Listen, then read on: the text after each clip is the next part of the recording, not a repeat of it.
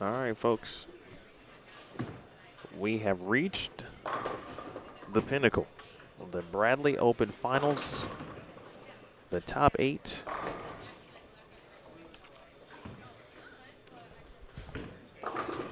Here on Bullstream TV, Emil Williams Jr. with Cecil Scarborough. And I appreciate Cecil. He has kept me entertained, helped me pass some time, and call some good bowling here in these last night, this morning, and certainly have him on for the finals here. I appreciate him. Cecil, when we left, we learned the top 8, obviously, and saw what was going down, man. Ryan Liederbach kind of stole the show late. But these matches, very interesting. Best 2 out of 3 at this point, Cecil. What do you think some of the keys are? And, of course, let me tell everybody, we're back on the fresh in that sense. The keys are going to be making sure you keeping it in front of you a little bit until they break down, which really I don't think they're going to break down much at all. And it's going to be who can get the ball to go through the pins the right way. We start out watching Chad Roberts, the 3 seed, taking on David Sofer, the number 6 seed. And Dom Barrett, the 2 seed, taking on Gene Perez, the number 7 seed. Our other matches, and we will be switching throughout. A.J. Rice, the top seed, taking on Kim Bolaby, the 8th seed. And the aforementioned Ryan Liederbach, he is the 5th seed. He is taking on Stu Williams, who is the 4 seed. What you will have on your screen, I try to do my best to get both matches on camera. However, we will only have 1 scoreboard per. So the scoreboard that you see here is for the Stouffer-Roberts match on 37 and 38. We'll keep you updated on the scoreboards, essentially of the matches on our outside, if you will. I know there's a lot of people watching, and everyone wants to watch their particular favorite. So that's the trade-off for now.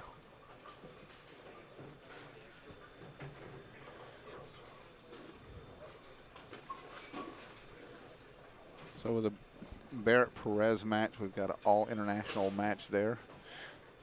We've got 4 international players in this group in this finals. So half the field is actually international players. A.J. Rice starts out with a strike. Bowl will be on his first attempt, leaves a half-pocket 10 pin and spares. I'm going to try and do my best to keep you guys updated on what the scores are on the outside pairs where you can't see the scoreboard.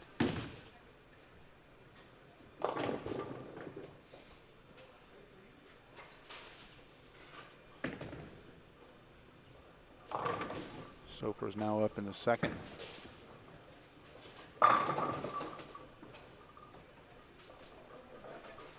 Started off with a spare. Then I got spare strike going in.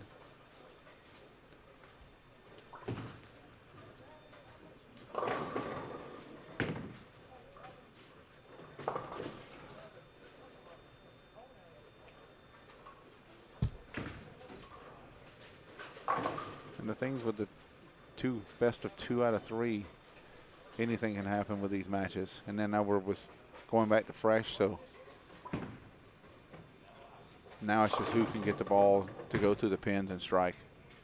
Chad Roberts stripping out the bucket there to get a double.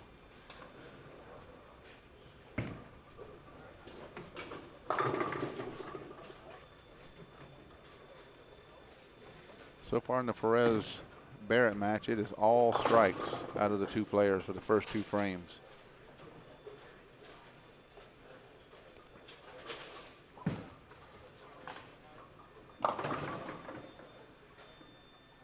Chad just trips the bucket for a strike and then turns around with a very similar hit, and now he has a 2-10 split.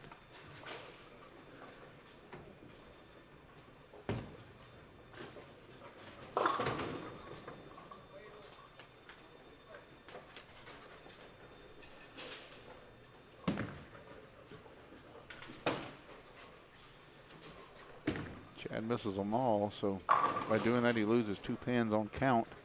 That could turn around and add up to bite him. But since they're not total pinfall, it would just basically just be this game is the only thing that would matter. A.J. Rice starts out with a triple. Takes the early lead in this match against Bowlby, which went 9 spare, 6 spare on his first 2 attempts.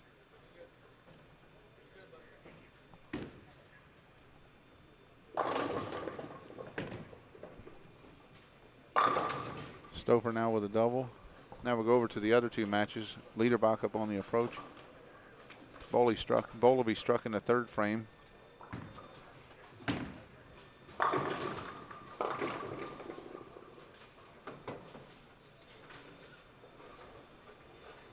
That is a 4 count spare that I don't think that I would want to shoot at right now.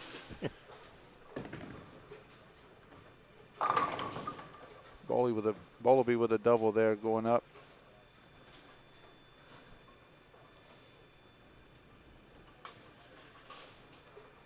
Let's see how Liederbach plays this. Very nice cover. Nailed it. That is a very difficult spare on this pattern, let me tell you. All right, folks, got some housekeeping out the way. If you haven't already, certainly please share, like, thumbs up. Let everyone know where you're watching. If you're just joining us, I mentioned this at the top of the broadcast. The scoreboards that you see are only for one individual match. And so for our scoreboard here on this particular match, it is the Liederbach Stu Williams match on 33 and 34. We've got to update you on Rice and Bowlby. So I tried to give everyone the opportunity to at least watch all of the matches. We've got to do our job of letting you know the scores for the outside matches. That includes and the A.J. Rice just whiffs a 10-pin after starting with the first 3. Interesting how that works.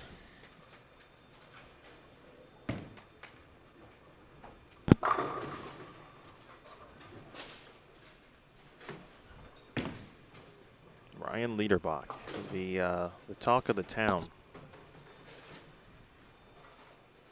242, 192, 257 the last 3 games, but really the 257 in game 12 overall, or game 6 today.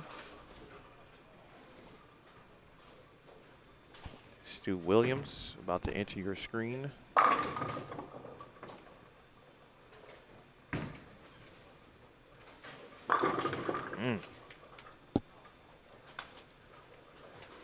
Good shot there, wrapping a 10-pin. See everyone popping in here. We actually got started at about 2:25-ish, I believe. So, as the staff said, it would be no later than 2:30.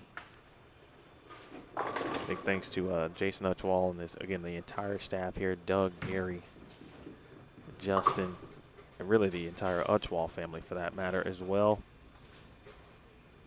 Take a quick look at David Stouffer here. This is the scoreboard you see here is Stouffer and Roberts. And I believe both players coming out playing near the gutter. There's Gene Perez. He is taking on Dom Barrett. Dom, the 2 seed. And Dom Barrett went all the way to the 2 seed. And the frame before we cut over, Gene missed a single pin.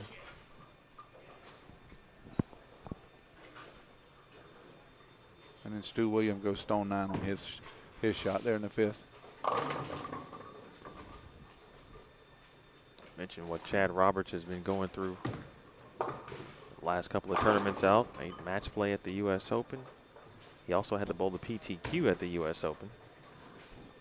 Then he comes over here, obviously, more games. He was actually put in his middle and ring finger. He had it in a cup of ice water before bowling. The finals here to get some that swelling out, hopefully. Yeah, and he's got a cut on his ring finger as well from all the games. Yeah, he told me before they started, he goes, I bowl 3 games a week, and I want to go bowl the U.S. Open, make the cut, 54 games there, and then come back here and make every cut and every level. He goes, yeah. He goes, my hand's hurting. That just means he's too good not to be bowling.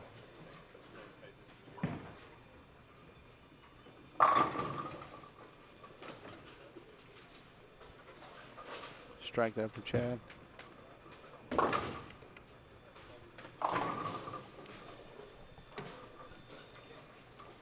Stover now up in the 7th frame with a 5-bagger working. He's in control of this game. And again, important to note, best 2 out of 3. All right, so the first to win 2 games in these matches will move on.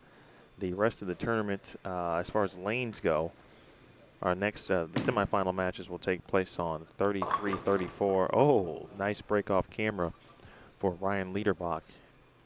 33-34, 37 and 38. Stouffer, oh, 8-pin late to go. But right now, David Stouffer kind of putting the hammer down early and trying to take a 1-0 lead in his match with Chad Roberts. There's Don Barrett. And Barrett with the strike back over to Stu Williams.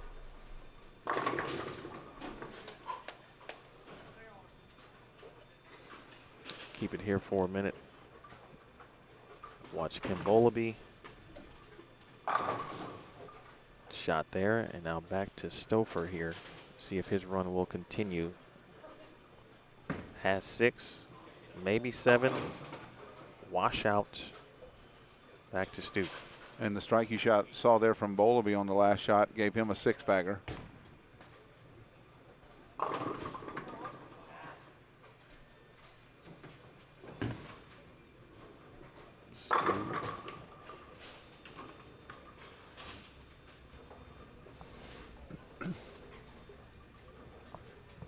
AJ Rice triple, 9 spare. Oh, I'm sorry, missed the 7-pin, 9 spare double. That's a very good match, and that's a 1-8, lefty versus lefty there.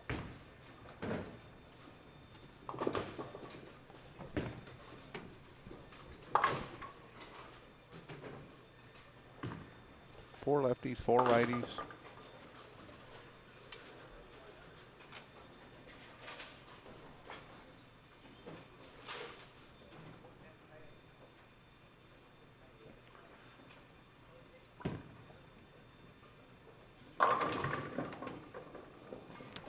Off camera.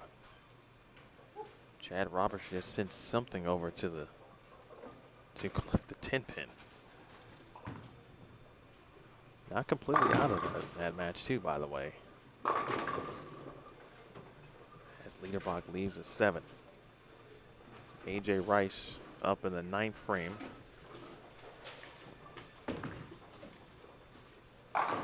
Oh, wow. Really good shot there. Ring 7 there.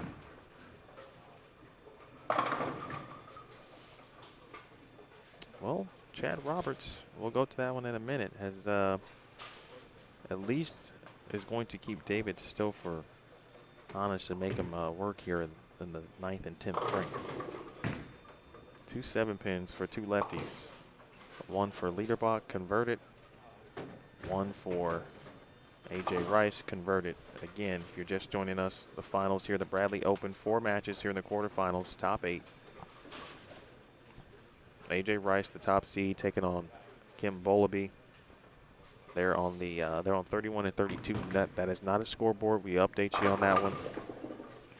Kim Bolaby is going to win game 1. Yes, he's 7 in a row there. And I believe Bolaby finished 2nd last year here. Am I correct in that? He did. And won the year before. So apparently 2020. Kim kind of likes this format and this.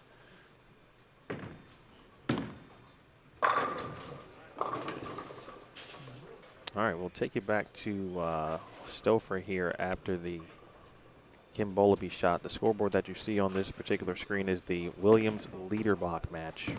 All right, the 9 count. 6-pin there, a little high.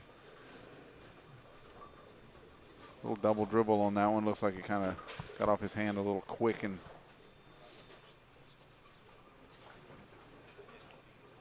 this is Stouffer and Chad Roberts here. That's the scoreboard that you see. Barrett, Perez, pretty close match, but Dom Barrett actually with a sizable lead. And in fact, no opens here. Huge shot for Stouffer. All right, one more locks this one up. Game one, that is, for David Stouffer. Stu Williams.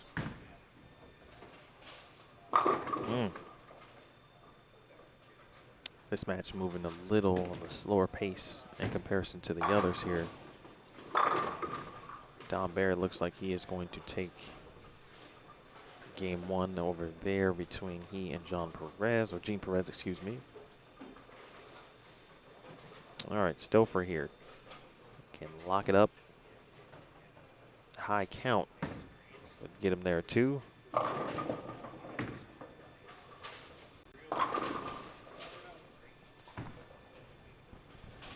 He makes the spare here. That will shut out Roberts. Best Chad can get to is 242. And that is a game one victory for David Stouffer. All right, one determined. Let me give you some Gene Perez here. I think Gene threw a different ball, trying to find something perhaps for game two, and another ringing 10 for Stu Williams.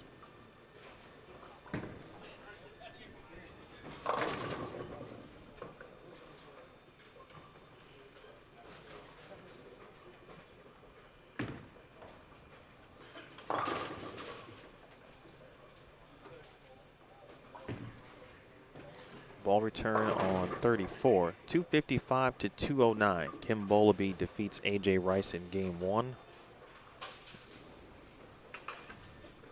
Let's take a look at Chad Roberts here.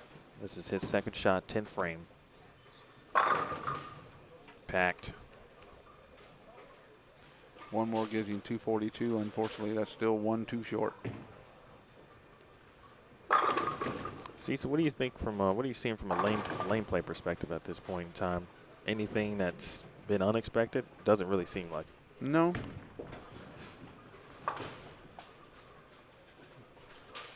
The only one I really haven't got to pay a little more attention is where Dom's playing. If not, every player is playing out. And that's a strike. 242 for Chad Roberts. Unfortunately, that is a loser to the 243 from David Stouffer.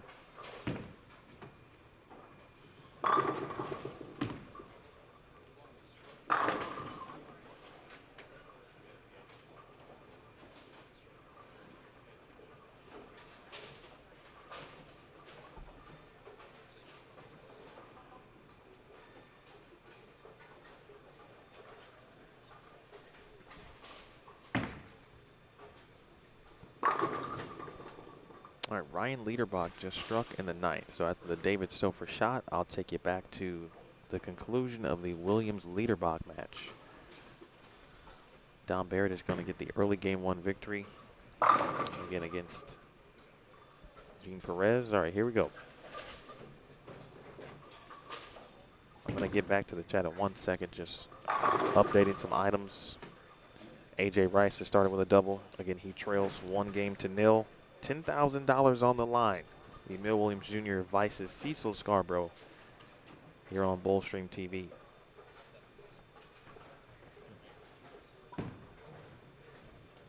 Liederbach can go spare strike and get to 200, and that would allow Stu the opportunity to take the game, and that's what's going to happen.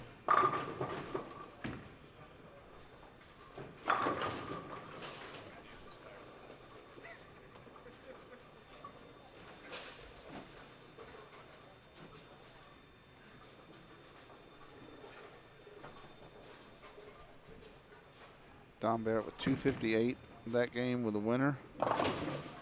Oh my.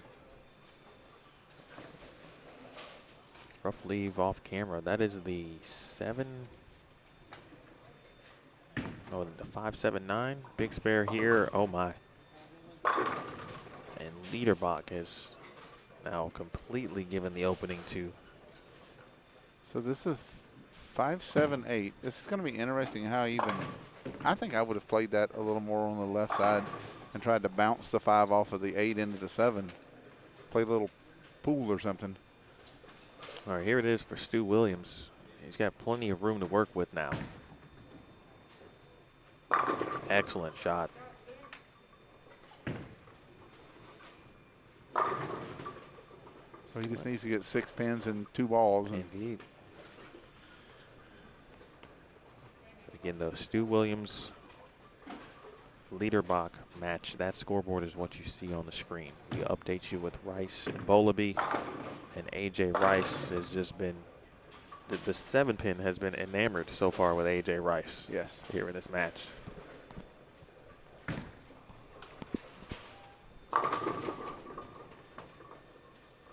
That's a double for Stu, and that's a game 1 victory. Again, first to win 2. First to win 2.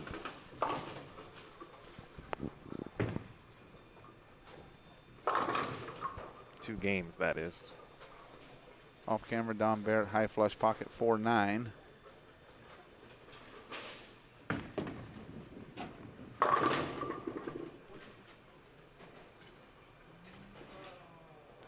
So 203 winner for Stu Williams, 188 for Leaderbach.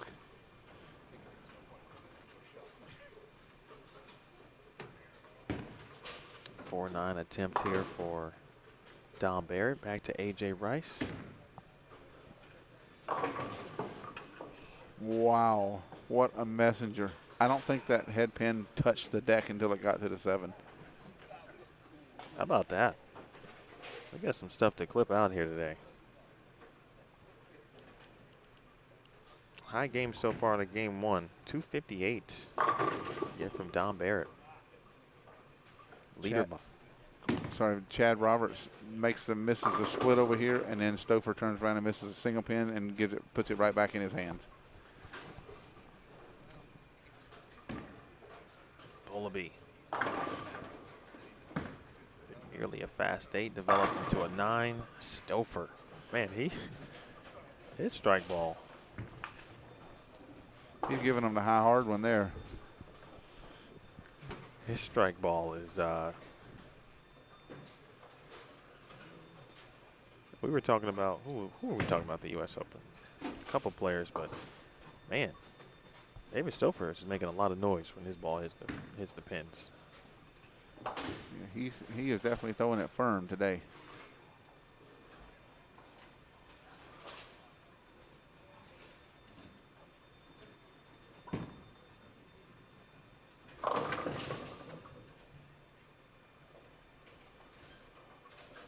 Well, you certainly hope Chad isn't really losing his ball reaction early, but he's obviously still in this match because of the opens for both players. Nice shot there for Gene Perez, too.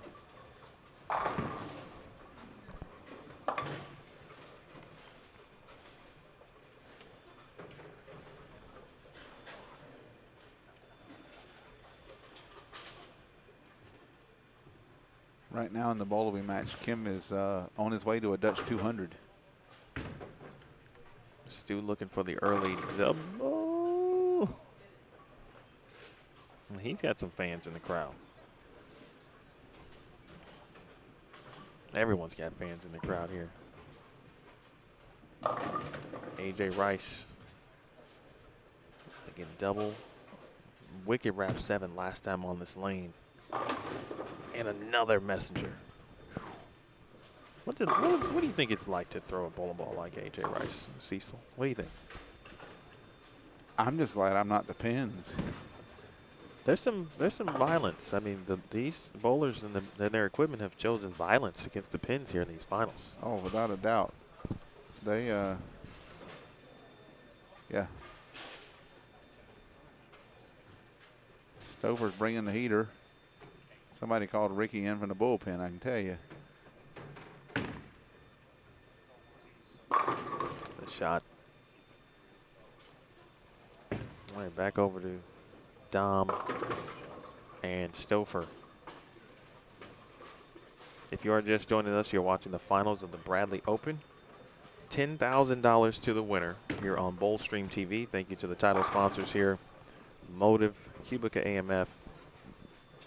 Additional sponsors include Classic Bowling Products, nearly a 9-pin there for Stouffer, Creating the Difference, CTD, High Five Gear, and 7 Leaf. My name is Emil Williams Jr. with Cecil Scarborough.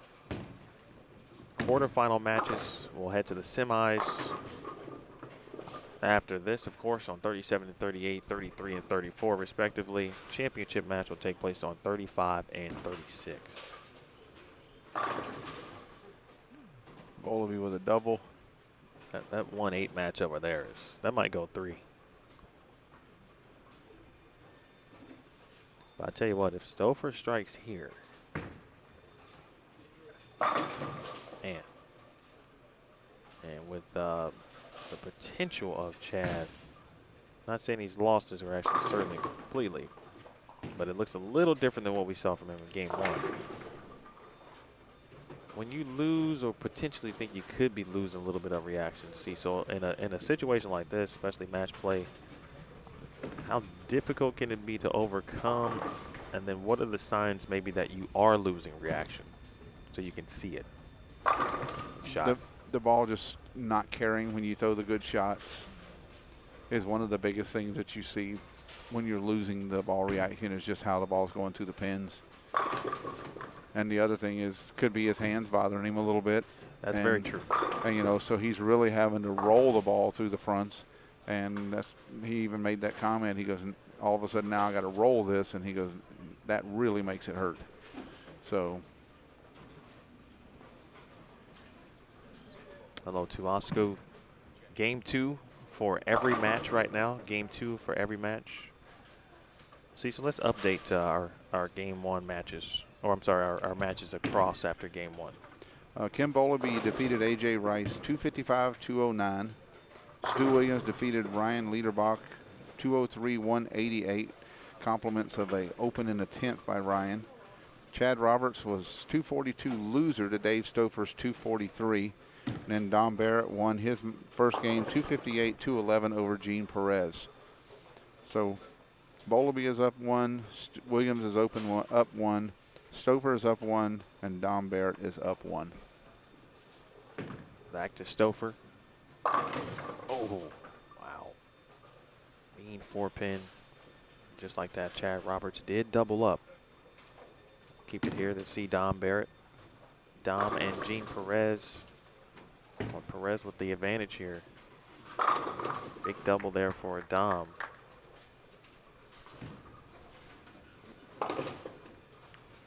Pretty close match between Barrett and Dom, but, or excuse me, Barrett and Perez. That's spare for Stouffer.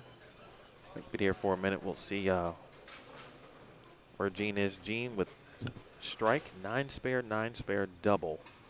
This is his shot in the 6th frame. He can extend his lead to 11 with this.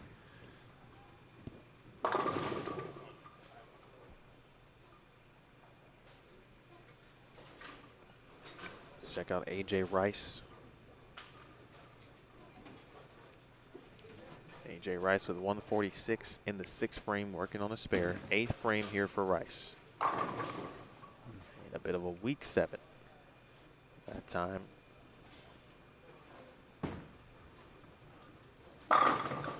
Stouffer strikes again off camera. Stu Williams is about to enter your screen. Looking for a 3-bagger.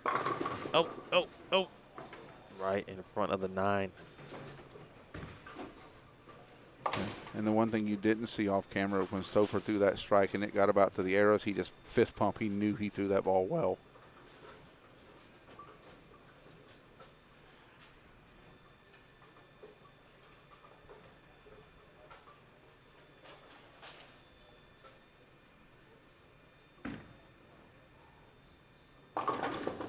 Ooh, Bowlby trips the 4-6. Wow. For a strike. Off camera, that was huge. How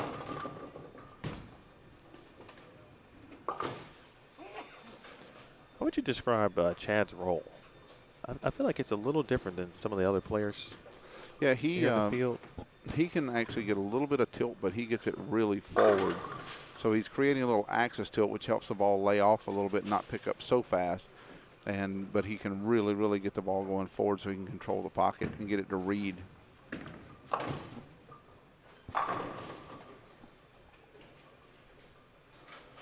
All right, back to Stu.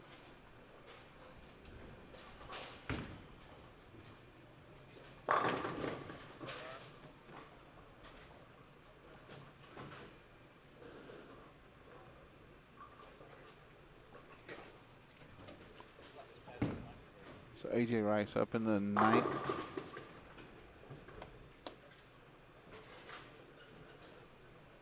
So Bowleby has doubled.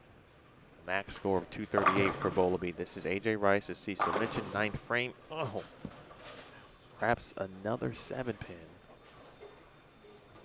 Now, where are we at again on that one?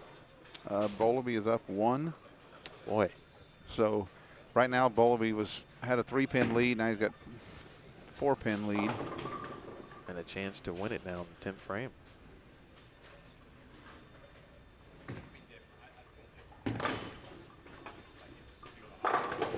Speaking of winning, Dom Barrett now with 4 in a row.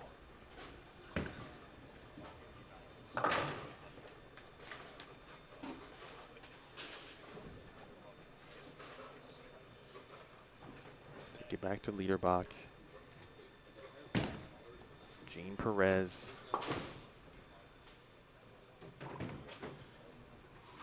And what was a tie ball game just wrapped a nasty 7. He now trails against Barrett. Rice, 10th frame. Oh, wow. He is sending messengers galore, and David Stouffer off camera. Another big fist pump, another huge strike in the 8th frame. Perez makes the spare. All right, Liederbach here, 7th frame.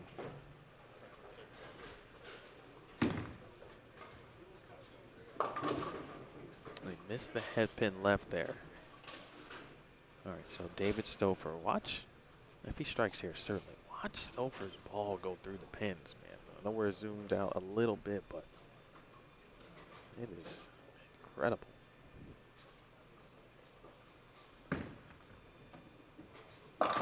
Oh, he gets some love on the 4. A.J. Rice is a huge shot. Second one, the 10th. Bang.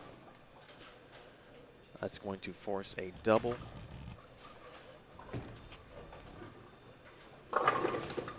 And 7. If A.J. Rice strikes here on the fill, he would have 234. Double and 7 for Bowleby at that point to win. And to win the match. Yes, correct. Back So to Roberts. Right now, double 7. We'll see if he strikes on this ball. So Gene Perez takes care of the spare. A.J. Rice, fill shot. And I see at least 9 one count. Yep, 9 count there, so. Makes it double and 6 for Kim Bowleby. Keep it right here. Back-to-back splits for Chad Roberts. And that's going to be all, unfortunately, for Chad here. Now Bowleby needs a double. First one is pure and packed. Just like ice cream, baby. Give me that 1 scoop.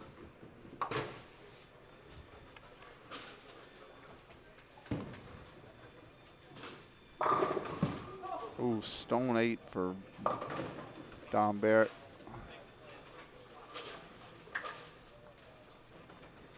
We watched Kim Bowleby strike out last night to hop into, or to make sure he was in the number. Can he do it again? No. Not that time. Half pocket blower 10. This match is going to be all tied. 1-1 there.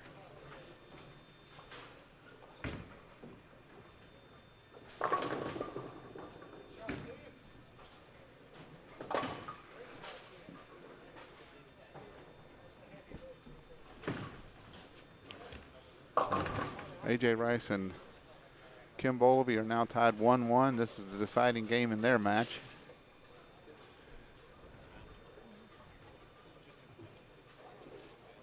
Liederbach right now down 5.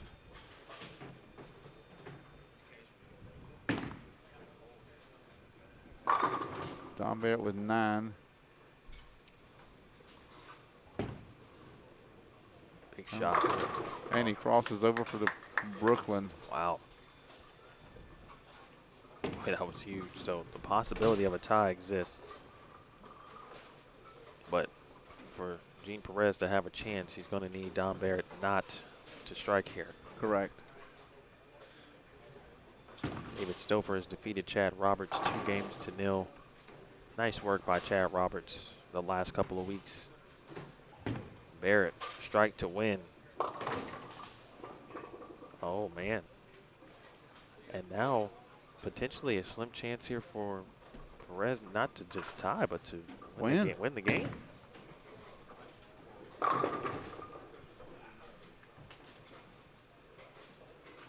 Barrett had 197 in the ninth. He struck, as you saw. Now he's got a 110 to deal with. If he spares it, the best Perez can do is tie. If he gets one, and there it is. And of course. Good Lord. Unbelievable. He is not happy, certainly, with himself at that moment, but made the spare. So now would this be a half game? Where are we at with that match again?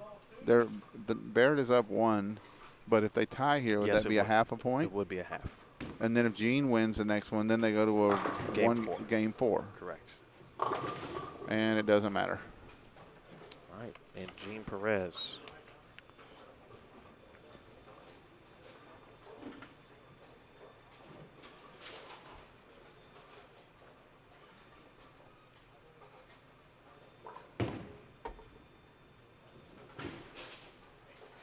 Great week, or weekend of bowling, I should say.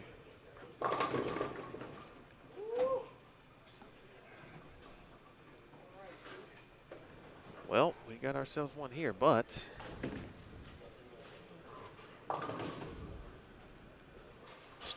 Stu Williams needs a strike here and 6 pins.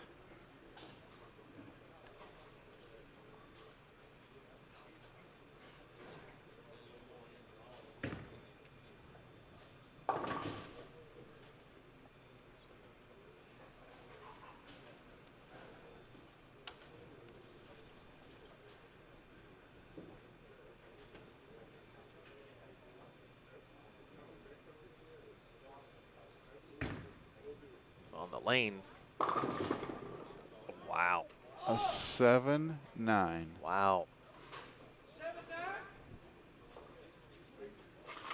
That lane has produced 4 7-9s all weekend.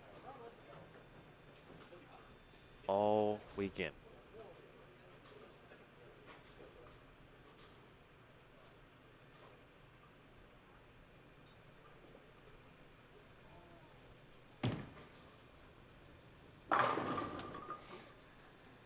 Side AJ Rice, you see striking, bounce it.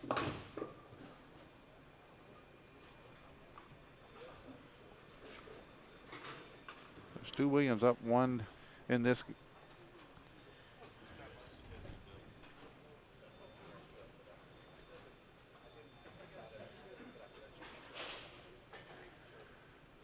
Leader box got a double. Double in 3. If my math is correct.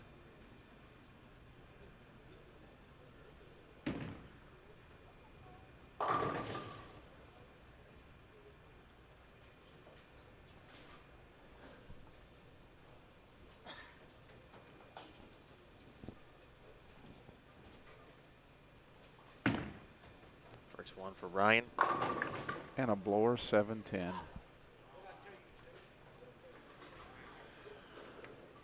That'll do it. What? Some wild breaks here. All right, Cecil, keep us updated on the Rice Bowlby match. I'm going to go change some cameras.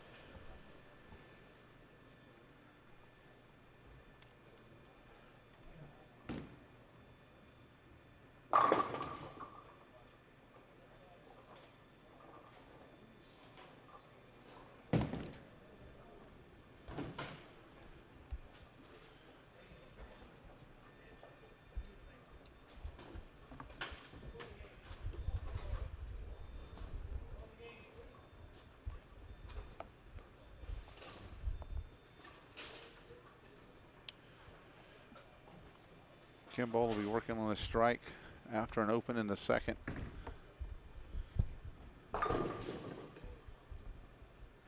And a 6-7.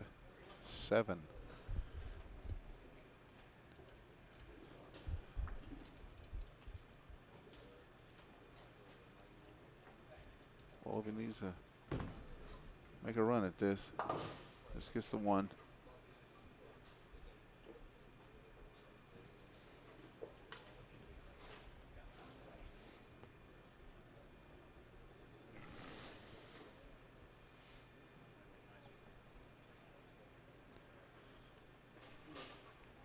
AJ Rice up in the fourth, working on a spare.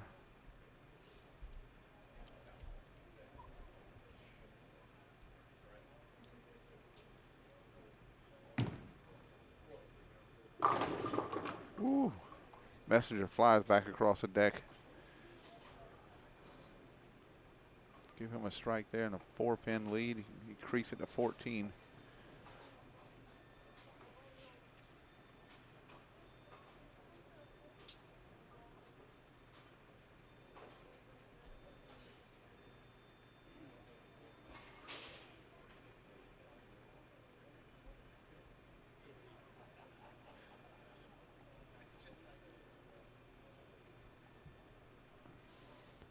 See if we can get it to 24 here.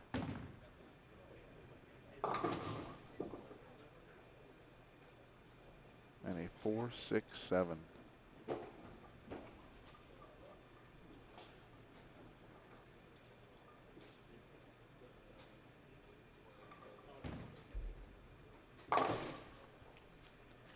Change the whole complex of this match.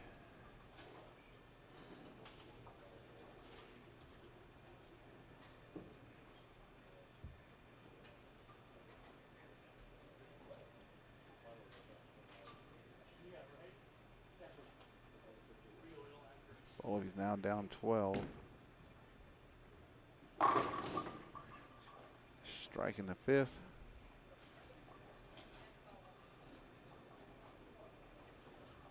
Last two shots on the left lane. Kim's went 7 count, 2, and then a 6-7 split. So let's see if he can make the adjustment to get back on the strike train here on the left lane. He's taking a re-rack on the left lane. Players are allowed 2 re-racks per game. That's his first re-rack there.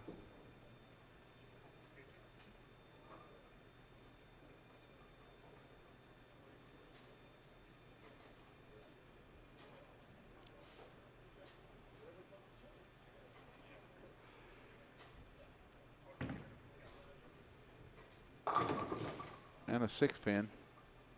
Still a little high. He's going to have to make another move on that lane. He needs to get that covered in a hurry.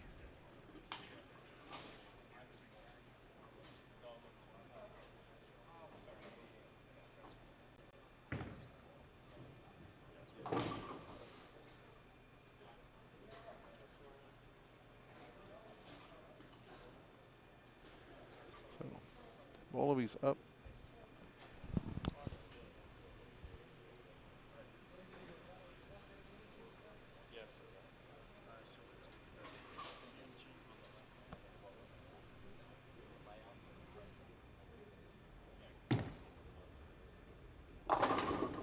Strike there by AJ Rice after the open.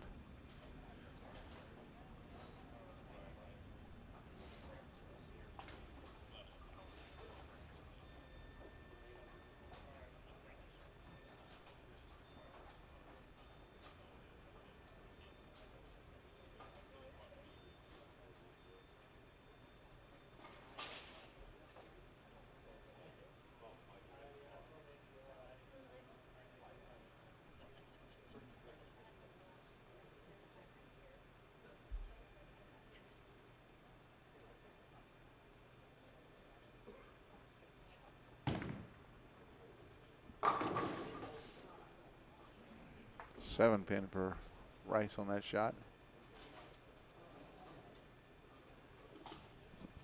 All right, good people. Tried to make that as seamless as possible. We got a score. got Kim Bolaby and AJ Rice's. Cecil has been updating. Bowlby's trailing now in this match, so we'll see if he can get back on it here. He struck every shot on the right lane so far, but he has yet to strike on the left lane, and that is a lane he's going to be finishing on. All right. Oh. And a 6-8. I said earlier that this match is going 3. This is a 3-gamer. None of the other matches went 3. But the way both players, and it's not just this match, but I think it's the way that they've attacked the lanes throughout the weekend. It's almost kind of no surprise that they are in a 3-gamer. That opened in the 7th. I apologize, I didn't see much in the chat, but thank you so much for joining us here. The end of the quarterfinals. We've got a couple more rounds left here. The Bradley Open. Live from Executive Strike and Spare. Bill Williams Jr. with Cecil Scarborough.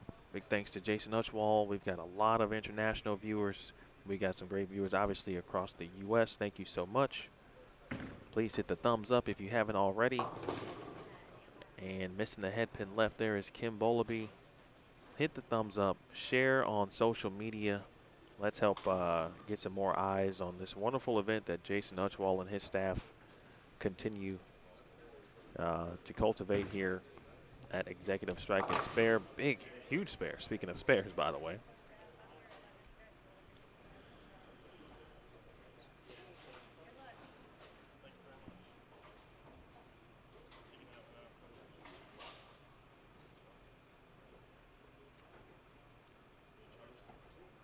The semifinals, of course, on 33 and 34. David Stouffer versus Dom Barrett. Shot for AJ Rice. And of course, the winner of the Rice-Bolaby match will take on Stu Williams on 37 and 38.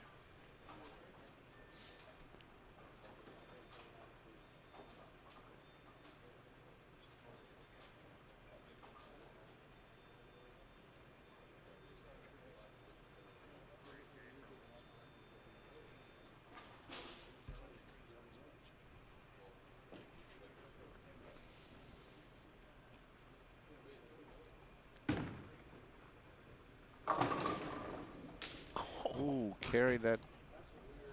That was a huge double right there. That put him in the driver's seat. Bolaby's in dire need of striking out and some help from AJ here. AJ's. Can't say much more about his ball roll. That'll help. Not sure he liked it, but needed it. So the max score for Kim is 183.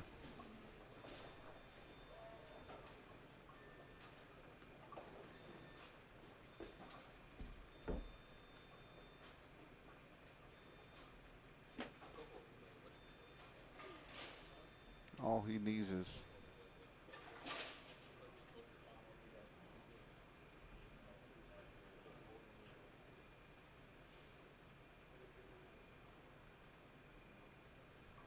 nine on the first ball, if I see it.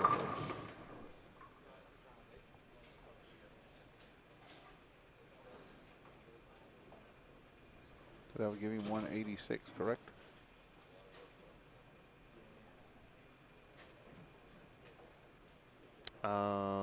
That actually would be 85. So 7. 80. Oh, I'm sorry. Yeah, what is that? Yeah. 8.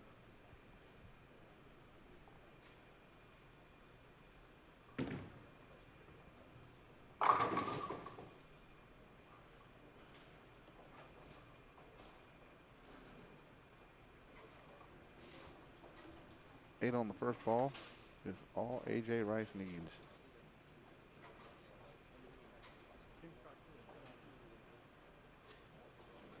Third consecutive year, Kim Bolaby has made the top 8. Last year, AJ Rice just missed the top 8.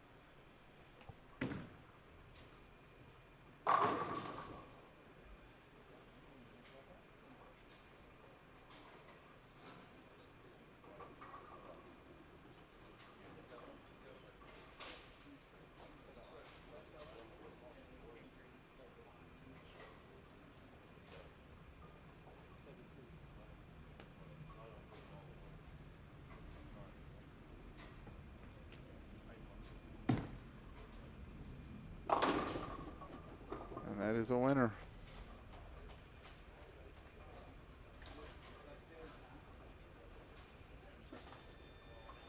So it'll be A.J. Rice versus Stu Williams on lanes 37 and 38, and David Stouffer versus Don Barrett on 33 and 34.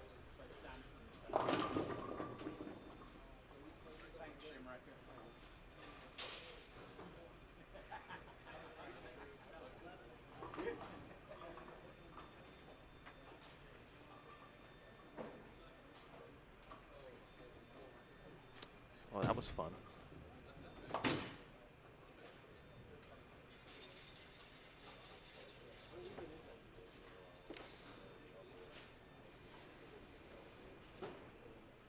All right, let's get you set for our semifinals.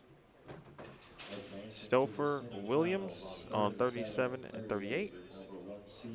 I'm sorry, Rice Williams, the 1-4.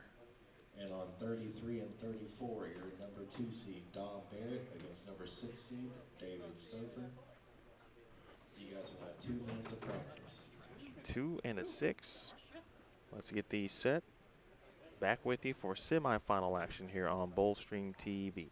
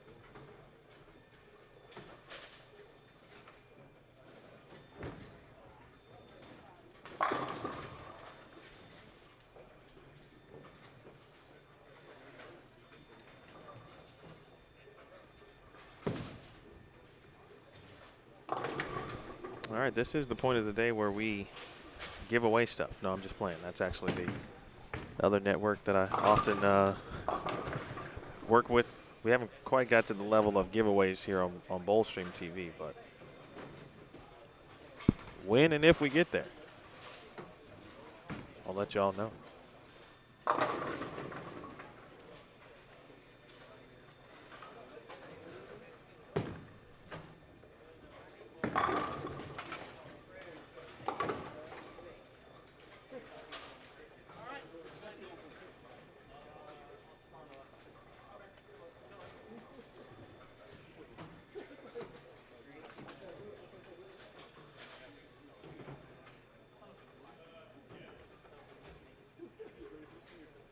Well, that was arguably the fastest practice session I've ever seen. The fastest 2 minutes in sports. 2 minutes indeed, and we're off and running. We're ready to go.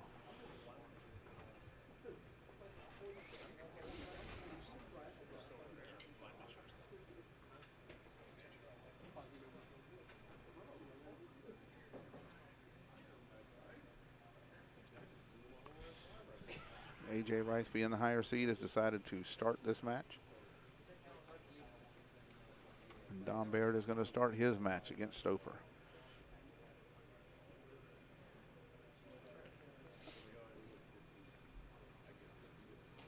Yeah, excellent work. Thanks, Linda, by the way, for tuning in and watching Ryan Bowl. Great.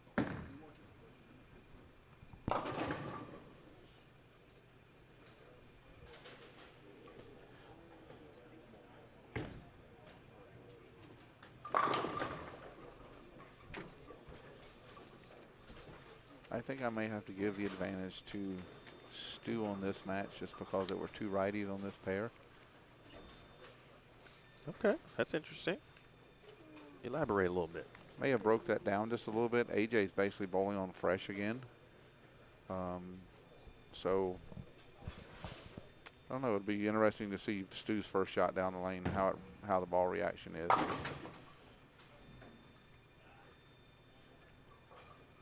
Tell you, I wish I could throw the ball that hard. First shot here for David Stouffer. Barrett already on the board with a strike.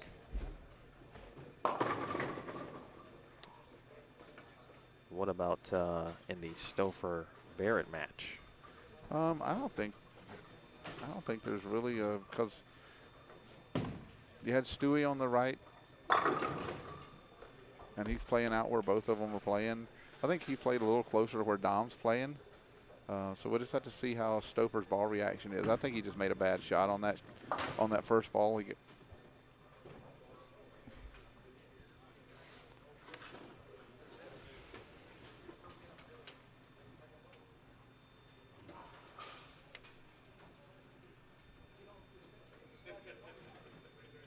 right, quick look at Stu.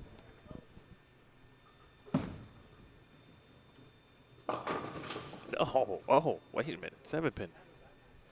That's probably on the edge of the deck. And it fell. Needs to be respotted. The only reason I think it didn't fall is because there was a pin in the gutter.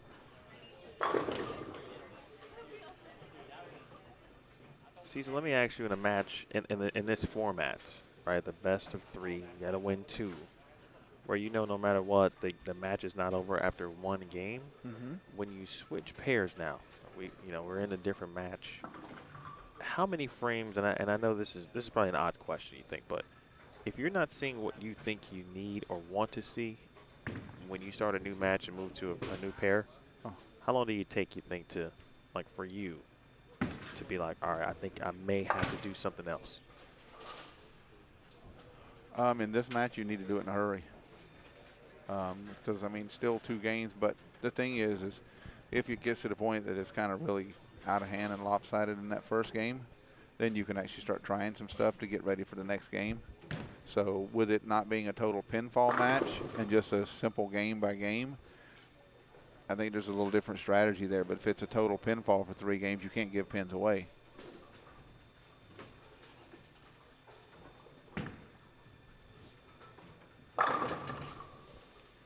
Wow, that was interesting.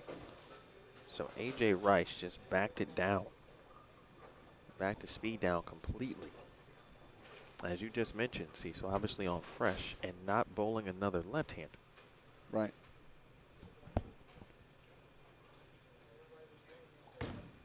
There's Dom. 3/6 in there for Barrett here, 3rd frame. Saw the 10-pin miss here for David Stouffer. Again, game 1, semifinal matches if you are just joining us. It's interesting. This now looks more like what we saw during the rest of the tournament, what AJ is doing, and some of the results he's seeing here. Oh, nicely done. Kicks off the back. I tell you what, you get some pins to fly a little bit here. Without a doubt. He almost kicked, AJ almost kicked that out.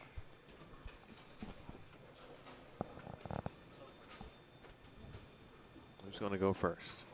It's going to be Stouffer. Stouffer. AJ's definitely got to get something figured out on that left lane, so.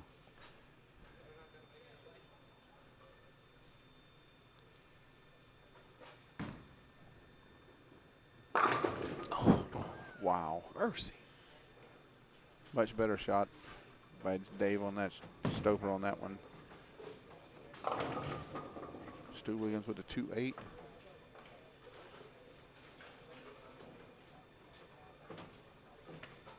Quick note, obviously looking ahead here, but the championship match will be on 35 and 36, and it will also be on fresh.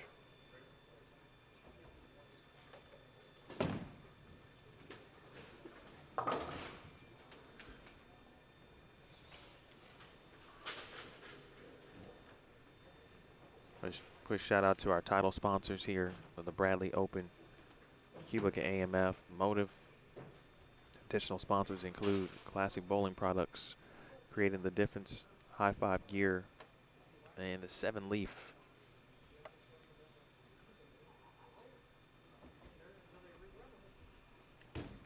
There's Stouffer. Big shot. He's on the board. Out of Stu.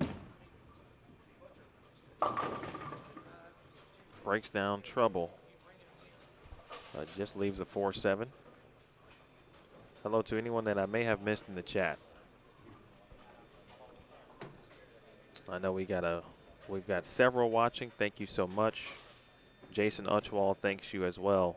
Tournament director here at the Bradley Open. Dom Barrett, high flush.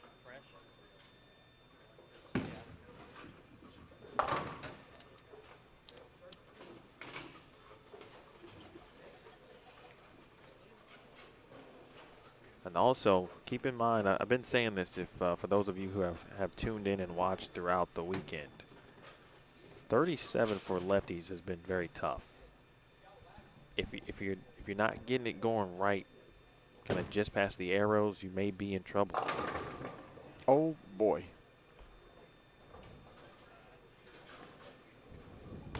I can't say the same for 38, but I can say it with good certainty based on my own eyesight for 10, 12, look out.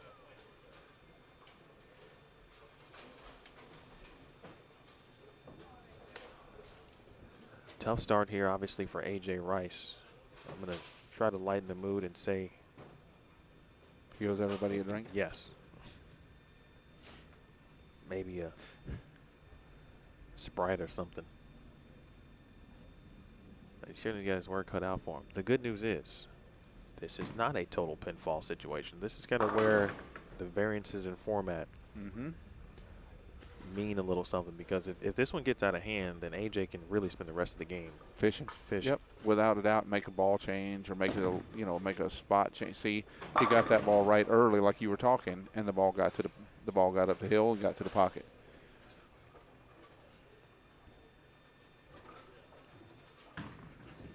I was on, oh wow, seen some spares missed in the middle of the lane here in both matches. I forgot what, I think it was during the U.S. Open. It was on Bowl TV, doing some chatting and just talking about things that you see. And I happened to, you feel good when you write on something. But after you sit down and literally watch a pair of lanes for 35 hours?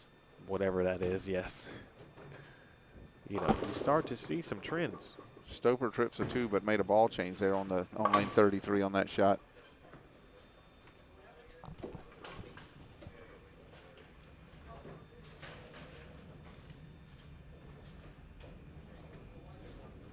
Again, shout out to Stu, Beef, and Barnesy. I know they'll be talking about this weekend, certainly on their upcoming shows, if they have some time. Tour stop coming up, Kokomo.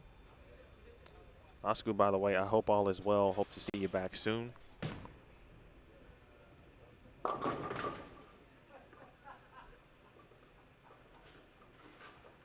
Dom now in some trouble. Interesting matches here. Shot by Stu. His Stu's like slow wheel game is, I think, really good. Yes.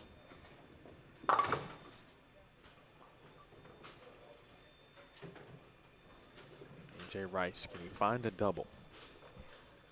Didn't throw a bad shot, I thought, the last time up on lane 38. But But he got a really bad break. left the 5-pin, of course, and missed it. That looks much better.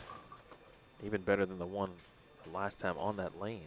Was that a ball change? Did he throw that ball change on that lane too? Yeah. Still on 2 different balls now.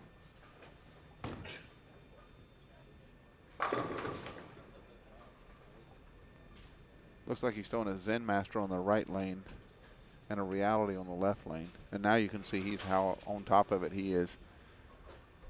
How far left he's standing.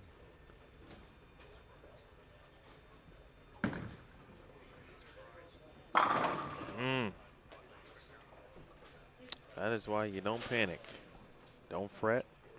Short memory. I still need my beverage, but short memory. Stouffer. As Cecil mentioned, a ball change after rolling the 2 on the left. Packs the pocket here.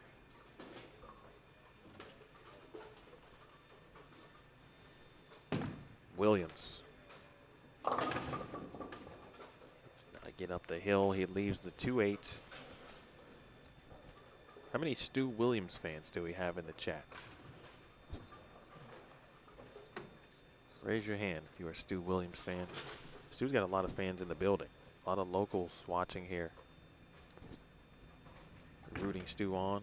David Stouffer. He made a move. He got off the gutter and moved in a little bit, more in the track area. A little inside of it. Spare for Stu. Man, that's a hard spare on this lane condition. It's hard in general, but when you don't have kind of any friction in the middle of the lane. It's very easy to miss that front pin and get the back one. And certainly nothing to kind of bank it off of as well. I always commend those who shoot straight at 2-8s or 3-9s because that's just not something I can do. Wrapped 10 there by Barrett in the 8th.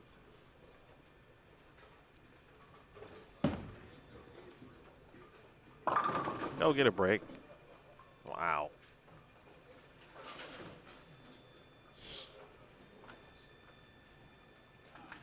Stewie snuck up behind that one and tripped him. You're going to do this pole like 8 Mile, like I'm future.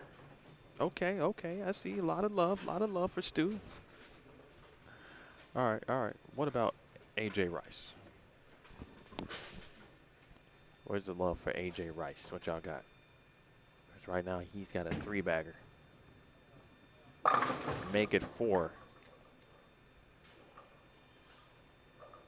His balls of choice again, Cecil. He is actually throwing 2 different balls. He's throwing a Zen Master on the right lane, and he is throwing a Reality on the left lane. So he's throwing a symmetrical ball on the right lane and an asymmetrical ball on the left lane.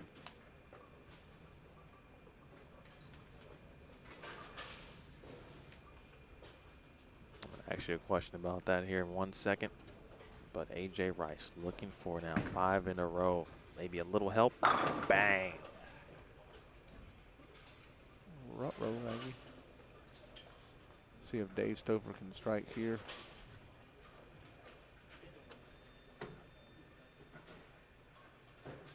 Stouffer can actually strike out and shut out Dom Barrett. It needs a double and 7 to shut him out in the first game. That's interesting considering the way that started for Dave.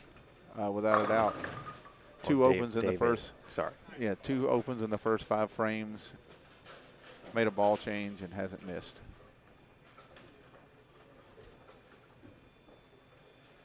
Same thing with this match with Stu Williams.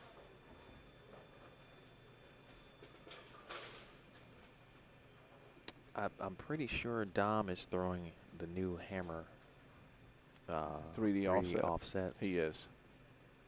I can't confirm what ball David Stouffer switched to, but it was the right choice. Well, Stu Williams with the spare in the 9th. Max at 205.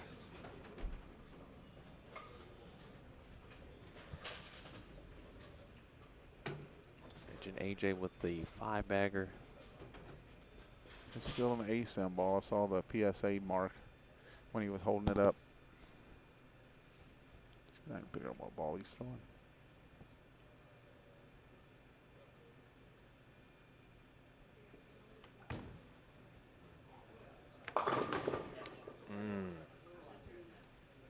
Something that I noticed Bailey Maverick doing. I'll talk about that in just 1 second here. Stu Williams, 10th frame.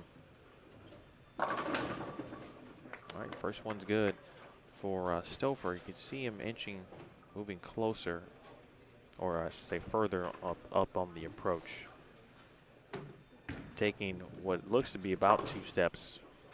And I think, again, in an effort to keep it slow, His ball speed down. I saw Bailey Maverick do that very early in the tournament. Again, the opposite of what you see when you see a two-step or a three-step. You generally see it, players playing in, lofting the cap in that regard.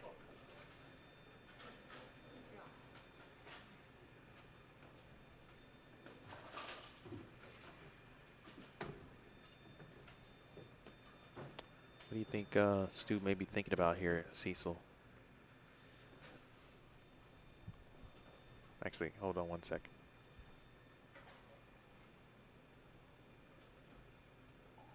Must strike here for Barrett. One Packed. more and 4. All right, now what do you think Stu is thinking about? Why did my ball react that way, and what do I have to do to fix it? Because he was definitely not expecting that ball to hook.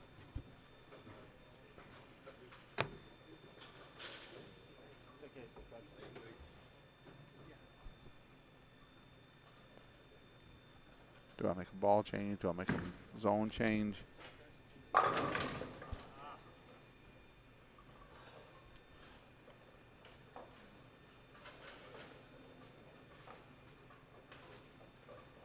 Well, this one not over. AJ's got to make this 10-pin. He has to make it. Or we have a tie. No, he's going to lose. Yep. 65. Yeah, he will. Sorry. Oh, my word.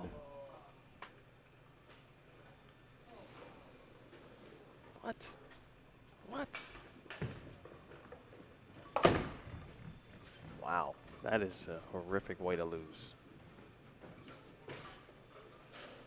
We have seen some rough breaks. 215 to 210.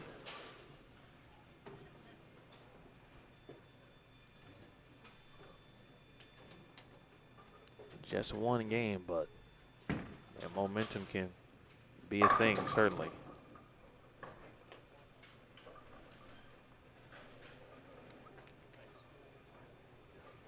Man, incredible stuff. We'll talk about the prize fund here coming up. We had some questions about that. David Stouffer is going to get us started. He leads Dom Barrett 1-0. If you are just joining us, welcome to the Bradley Open Finals here on Bowl Stream TV, live from Executive Strike and Spare in Louisville, Kentucky. Neil Williams Jr., Cecil Scarborough here with you. We already had 4 quarterfinal matches. How these players arrived to this point, Cecil, run it down for us. The first match, AJ Rice wound up beating Kim Bowlby 2-1. Stu Williams beat Ryan Liederbach 2-0. David Stouffer beat Chad Roberts 2-0. Dom Barrett defeated Gene Perez 2-0 to get into the semifinal match. AJ Rice now leads Stu Williams 1-0, and Dave Stouffer leads Dom Barrett 1-0. $10,000 to the winner.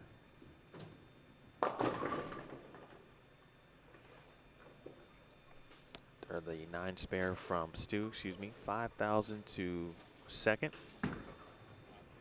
AJ Rice.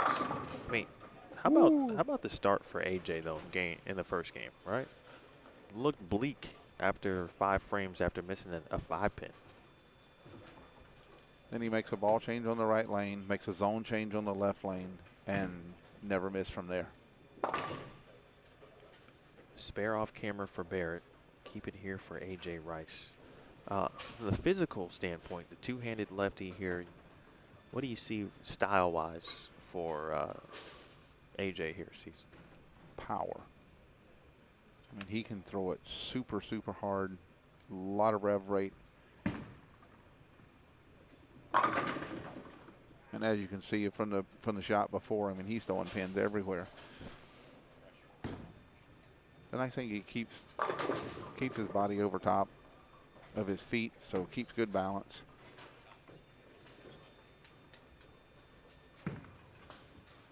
Those one hand would be, or 4 spares. Someone mentioned earlier in the weekend about AJ's hat, which I think is really it's like a branding item at this point for him. Right? It's rare to see him without a hat. Correct. When he's allowed certainly to wear one at a bowling event. So someone in the chat mentioned that that could be a serious marketing opportunity. Oh, without a doubt. For AJ. Come up with a logo, put it on the hat, and there you go. Put your sponsors on the cap, and we got something popping. Shot for Stu. All right, give me the same kind of breakdown, if you will, from David Stouffer. You just see people are really getting familiar with him. Obviously, mentioned he made the regional finals at the PBA Players Championship. I mean, David's a good player, likes to throw it firm, and so he keeps his speed down. He's actually going to a two-step approach here to just kind of help it get the speed down so he can roll it and get it to read the lane.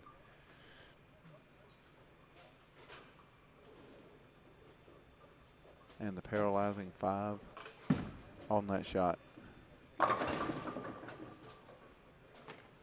Stewie gets a messenger coming across the pin deck and misses a 7.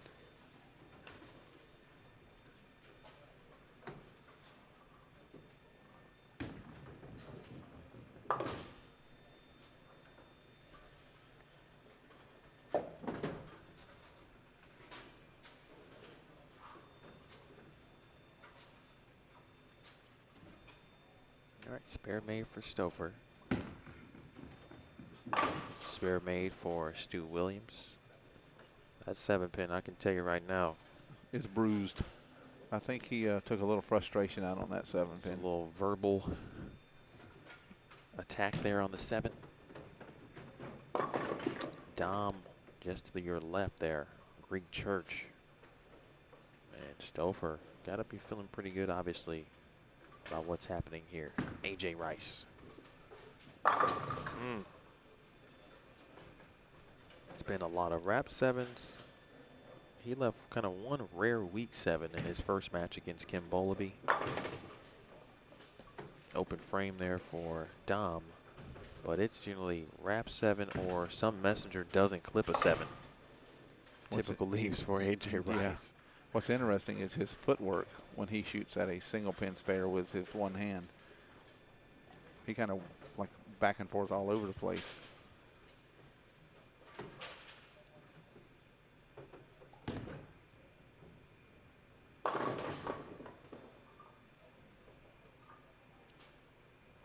Dom now 4-7 here. Well, a couple of rough frames here. Makeable spare obviously for Dom. Back to Rice. And there it is right there. Just a board maybe. Got it in just a little bit and it just sailed.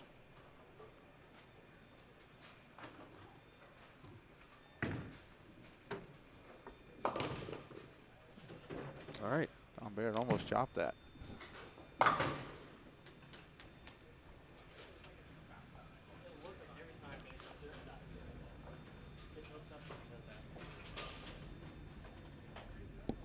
right, Stu's going to go first.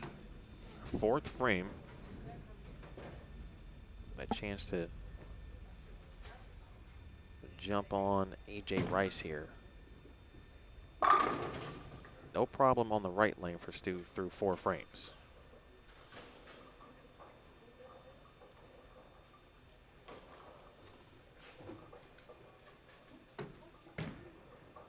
Stouffer. Oof, out of trouble. 10-pin falls late.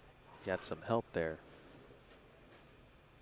Stouffer with just 1 strike through 4, but obviously some makeables that he has left. Stu Williams with a big double there. Looking to see if there's anything left on the deck. I think he was particularly looking for the 7-pin.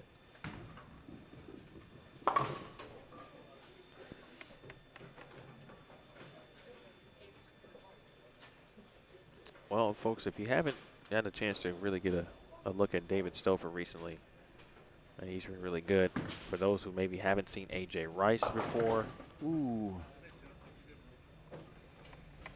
he also It's really good. You can see AJ manage almost everything from an event perspective. Of course, we know Dom, we know Stu.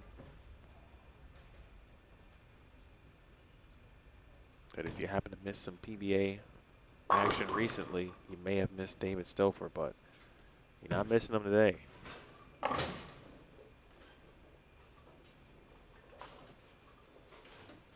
Back-to-back splits now for AJ Rice. One missed by a board or a hair left. One probably missed by a board or a hair right.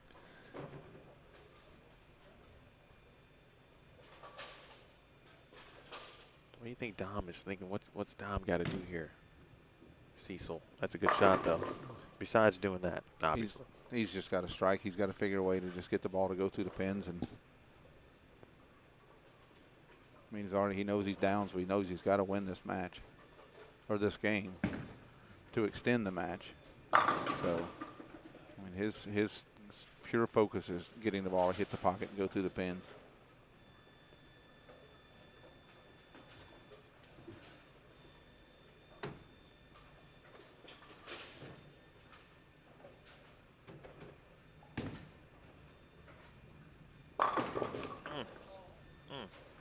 Down by 14 now. That's hard, man. That is hard. That is, yeah. That's hard to take. Sometimes you can't throw it better than that. Stu. Stu looks like he's throwing two different balls, one on each lane as well. I know, was it earlier today he was walking by? Pretty sure he said he was throwing two balls, one on each lane. I don't know if it was today or last night. It was today during the before we got into match play. All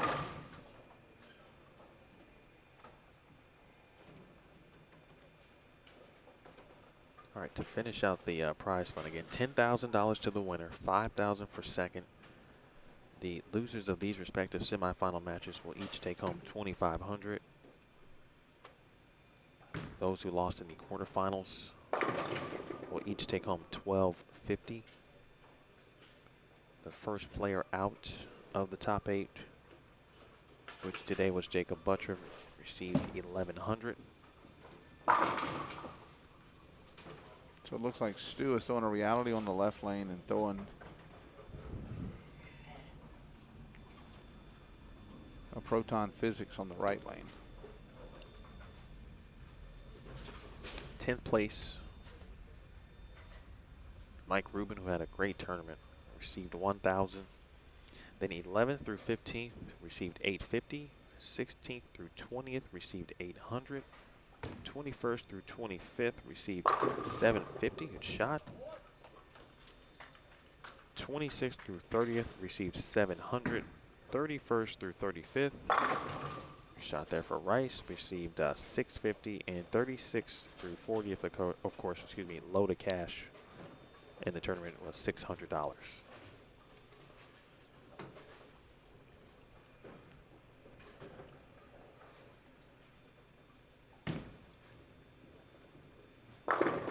Oh, that's a much needed break there. But right now for Dom, he's doing really good throughout. It's in much need, dire need of a double here.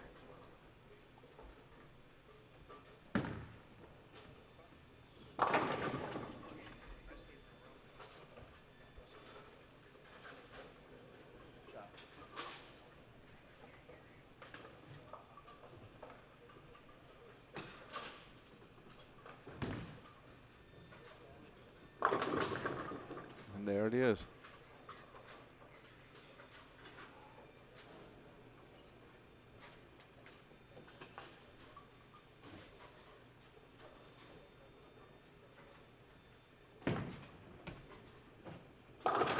Oh, get lucky. He got a good break there. Right off the hand, he knew it.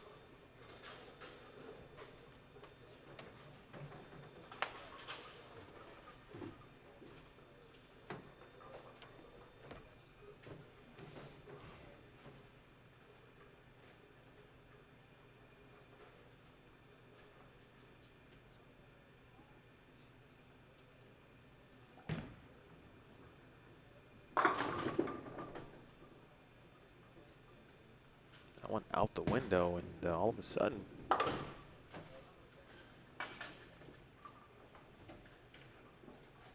It's turned into a one-pin match in a hurry.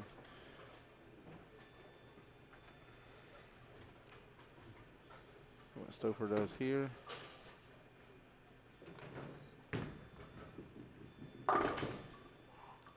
In this match now.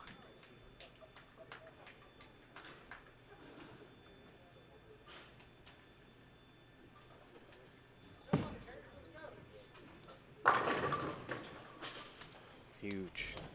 Big strike in the ninth for Stu Williams. Stover needs a strike here. Big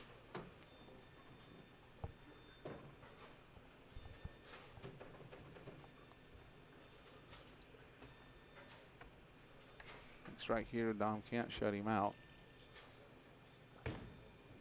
Stouffer with the lead already.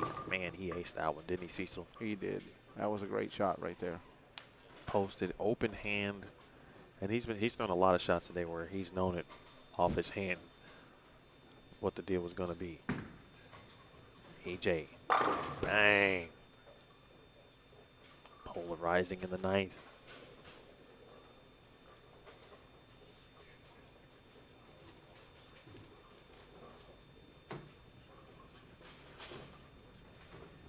All right, here is Dom Barrett. Trying to stay close. Will he get more love on the 10 pin? He will not.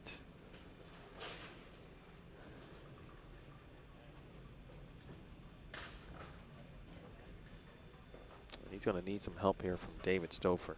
Meanwhile, AJ Rice came from behind in game one.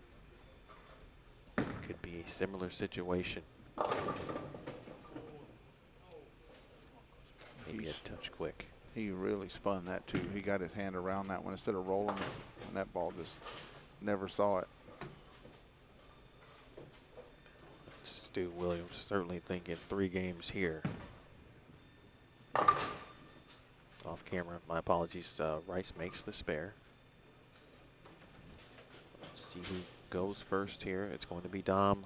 So strike here. AJ can shoot 201.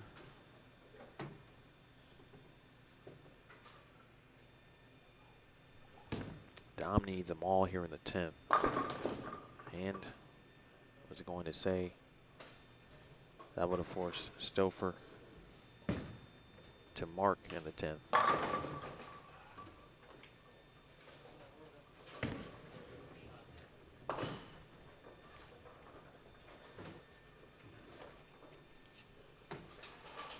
Barrett made the spare, but it's all about Stu Williams. Needs a mark here. It's a good count.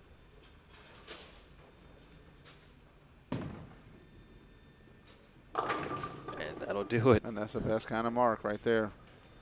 Shout out to Aaron Smith. 4-5-7. Get out of there, Smith. All right, Stu, we're going to game 3. Dom Barrett, 192. And David Stouffer just mere pins away from bowling for $10,000 here at the Bradley Open.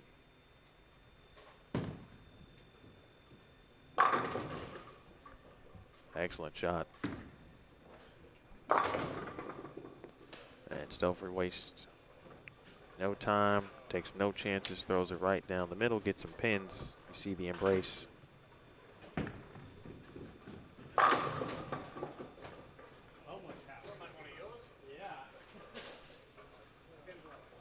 All right. Here we go, Cecil. Game 3. Top seed AJ Rice. 4th seed Stu Williams.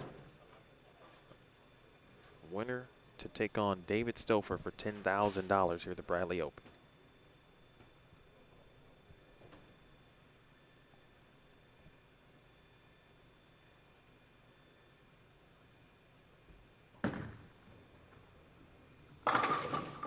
Oh, early love on the 8-pin. I see some questions on lane conditions. But as previously mentioned by essentially everyone in the chat, we've had Jason Utwall a couple times in the booth. Doesn't release the pattern.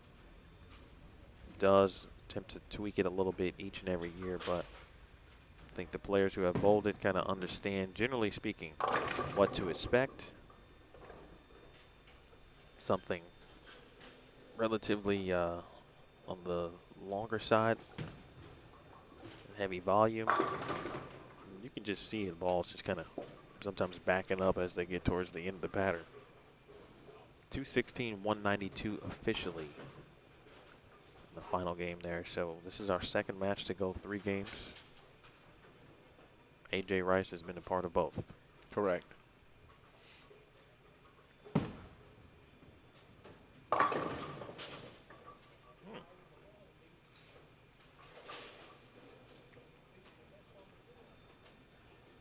To this point, Cecil, anything standing out in this particular match? I mean, they both have, as long as they execute their striking, it's just the fact that now it's going to be who's going to execute. And when they don't execute, are they going to catch a break?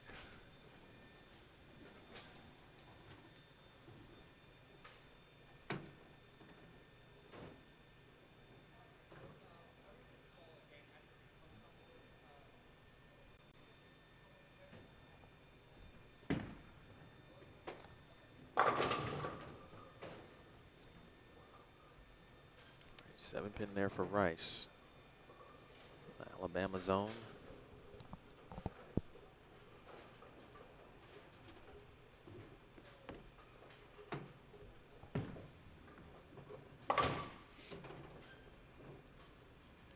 Match all even after 2.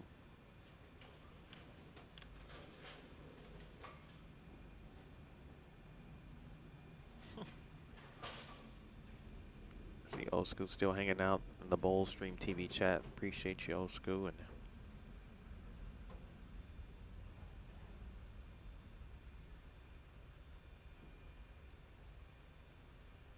that's right, John Willock. I appreciate you, man. Always advocating for some thumbs up. I'm with you on that. Get this thing trending. Like A.J. Rice's strike ball.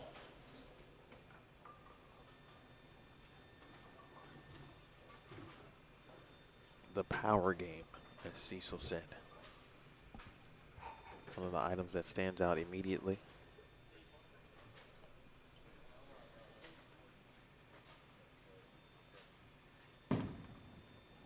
All right, Stu.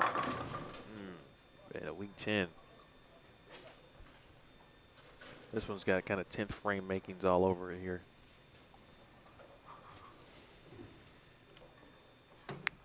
I was going to say first one to double, but I don't think that's going to be the case.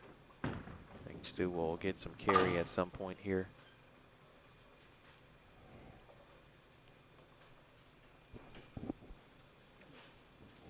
Only match, only bowling happening here at Executive Strike and Spare. Still a good support system here around. Local folks watching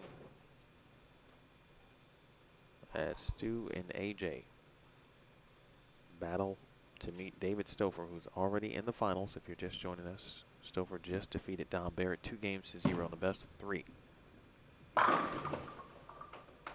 That's a high hard one there. Nice shot there by Stewie.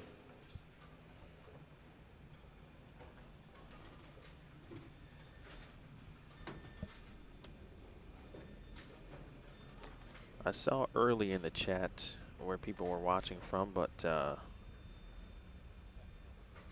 feel free to let me know where you're watching from right now. David Noel says David is a weekend warrior like a lot of us. Awesome to see him living his dream the last month. Absolutely. Huge double there.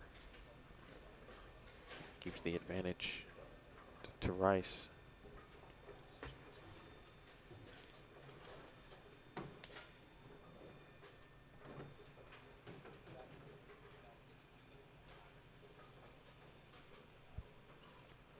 Hi, Asko. How are you, buddy? I appreciate y'all. California, Richmond, Kentucky, Michigan, Northfield, Ohio, Illinois, Denmark, Sweden. And his couch, says Oscar. It's a good place to be on the couch. DC, the Bahamas, Tampa, Dover. AJ. Oh, give it to him.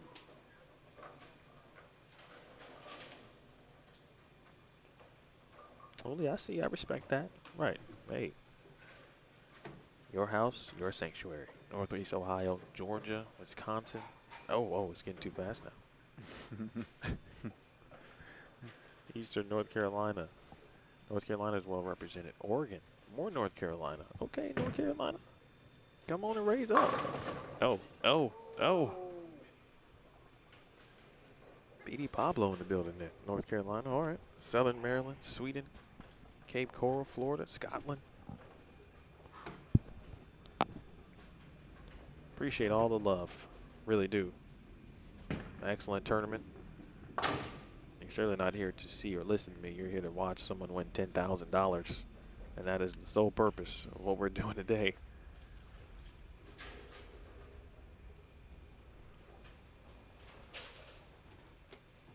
Virginia, Alabama, Moore, Michigan, Memphis.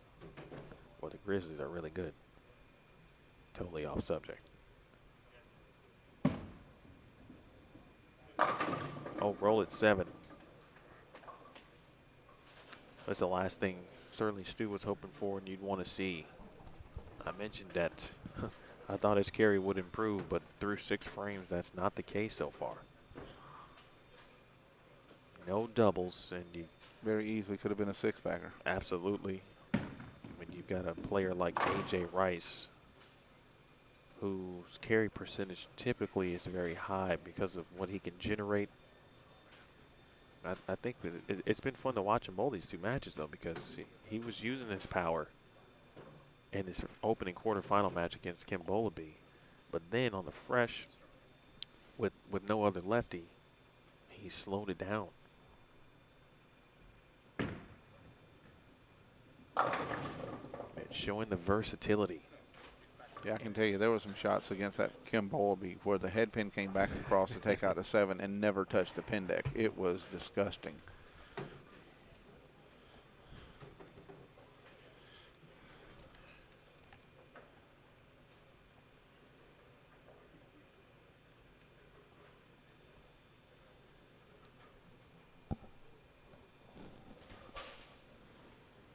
Rice on a 4-bagger.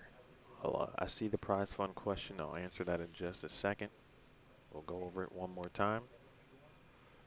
Stu in need of a little help. Will Got Rice that give in. it to him? And Nope. it carried. Chops the 7. Man. That is hard to beat. Did we get clarification? You did, right? On AJ's equipment, he was throwing still 1 ball on each lane. Mm-hmm. Can you repeat that? Yeah, on the right lane he was throwing the Zen Master, and on the left lane he's throwing a Reality. Wow. Unbelievable there. And Stu Williams also throwing 2 different balls, throwing a Proton Physics on the right lane and a Reality on the left lane.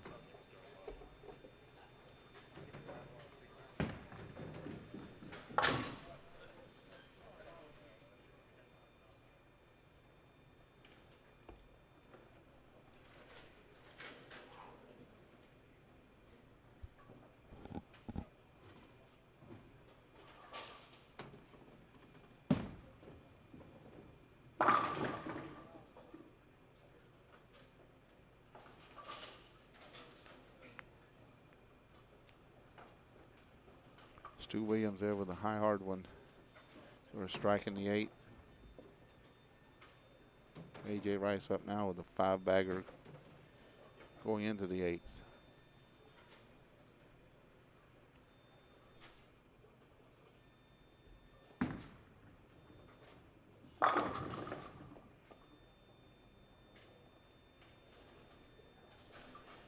And a strike there for A.J. Rice in the 8th, giving him a 6-bagger. Okay, prize fund situation again. 10,000 to the winner, 5,000 for second. Each semifinalist. So Dom Barrett And at this point, it looks like potentially Stu Williams here will earn $2,500. Each quarterfinalist that lost their first match will receive $1,250. Ninth place was $1,100. 10th, $1,000.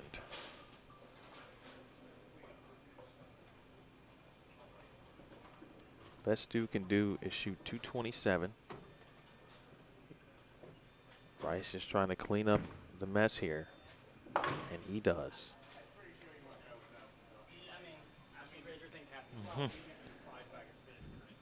And I love how like Stu like talks to his opponents. Like every time I watch Stu bowl, and outside of like tour stuff, I've seen him a couple of times. It's like he'll chat a little bit. I mean, that very easily could have been the front nine for Stu. Well, it's no doubt. Sorry, 11th through 15th, 850. 16th through 20th, 800. 21st through 25th, 750. 26th through 30th, 700. 31st through 35th, 650. And of course, loaded cash, 36th through 40th, $600. So without Stu striking, then mathematically this one was over.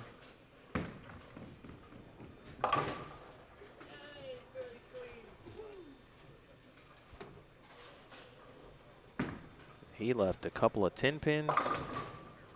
Maybe there was a 7 pin in there, I think, for Stu. It's going to be top seed AJ Rice.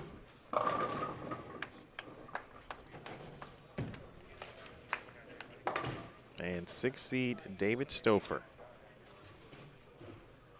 All right, I'm going to switch cameras just briefly to switch another camera, or move one, as we get prepared for 35 and 36. Hang tight.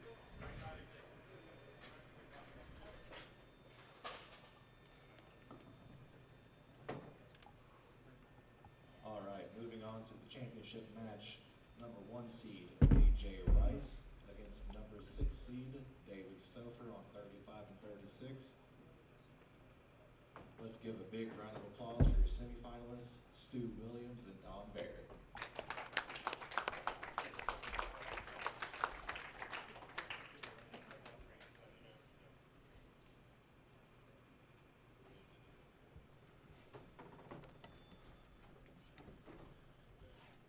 So now we'll go straight over to 35 and 36 and get ready for our title match.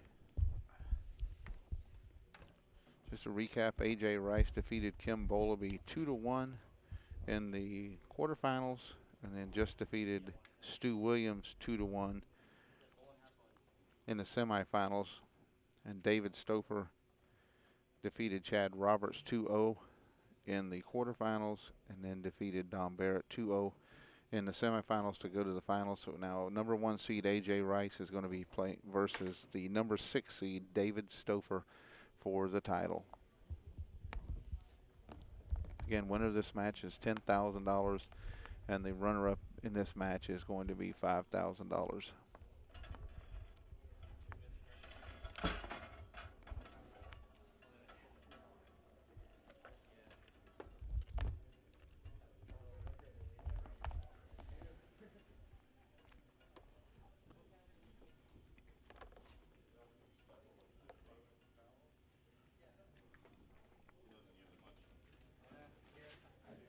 Your lanes are coming on for 5 minutes of practice.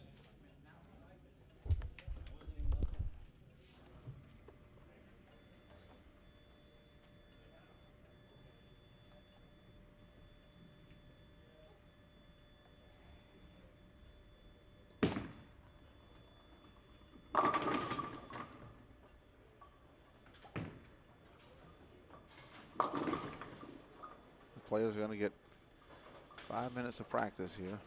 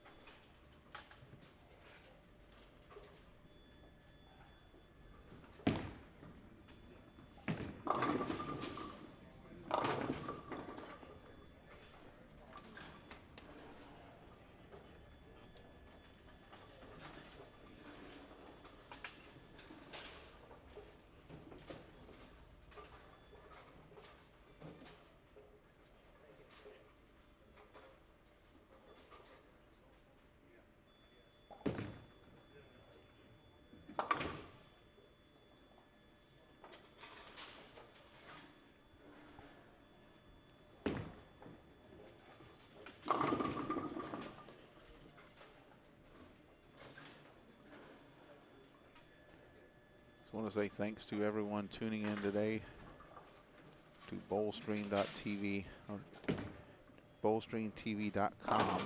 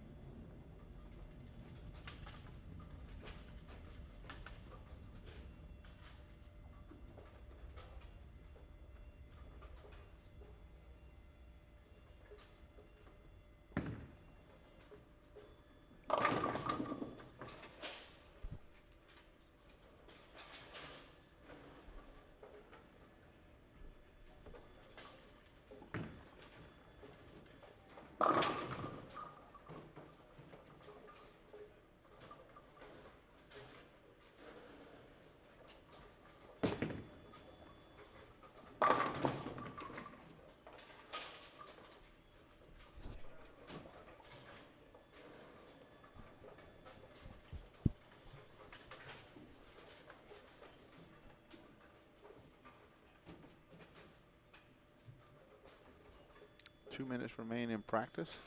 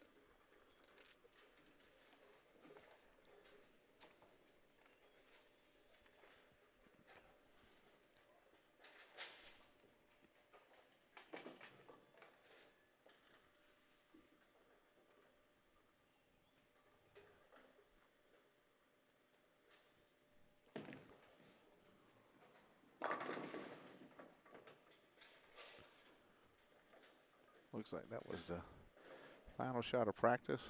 We are ready to go for the title match. David Stouffer, number 6 seed, versus AJ Rice, number 1 seed.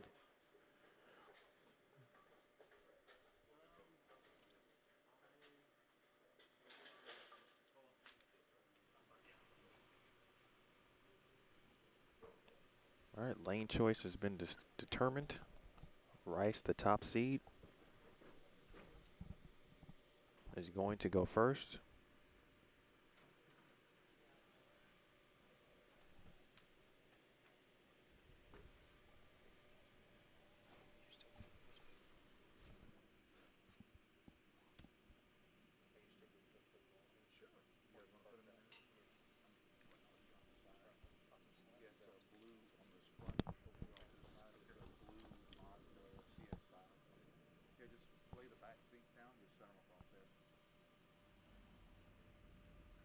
All right, championship match. Or shot, a good one, excuse me, for AJ Rice. All right, Cecil, the cheese is on the line, man. Yes, it is. Take me through the mindset. Trying to stay focused and kind of block out everything except the task at hand, and that is to throw good shots, which obviously easier said than done. Yeah, the biggest thing is just control breathing, just control the heart rate.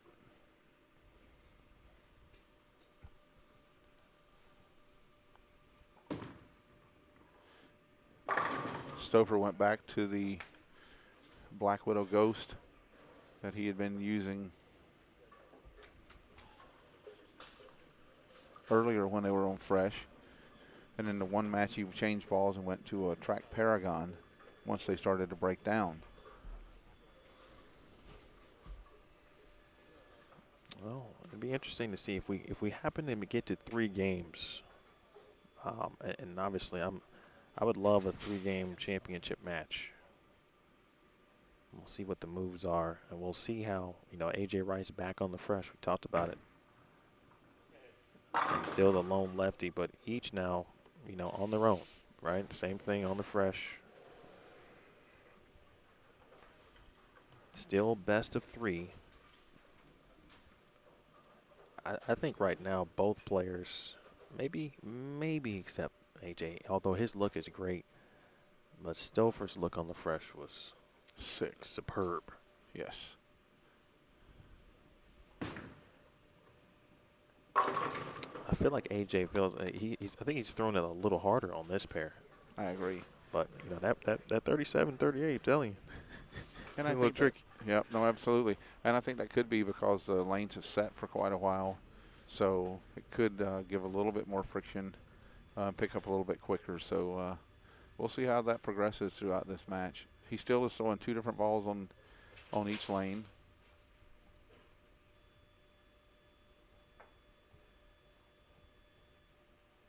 For an early 3-bagger.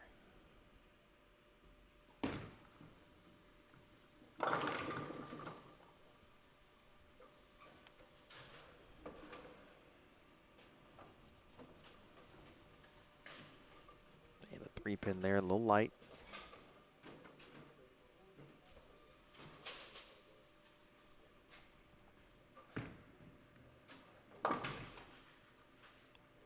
I think so far the biggest thing for me, impressed me the most so far about AJ is how he bounced back from missing a 5-pin. And the semifinals against Stu, not only missed that, but he had 2 splits preceding that. Mm-hmm. For someone perhaps who may have had like just a moment mentally to where that would allow them or that moment to get to them, he didn't. Nope. He just took a breather over there, refocused and regrouped, and never missed again.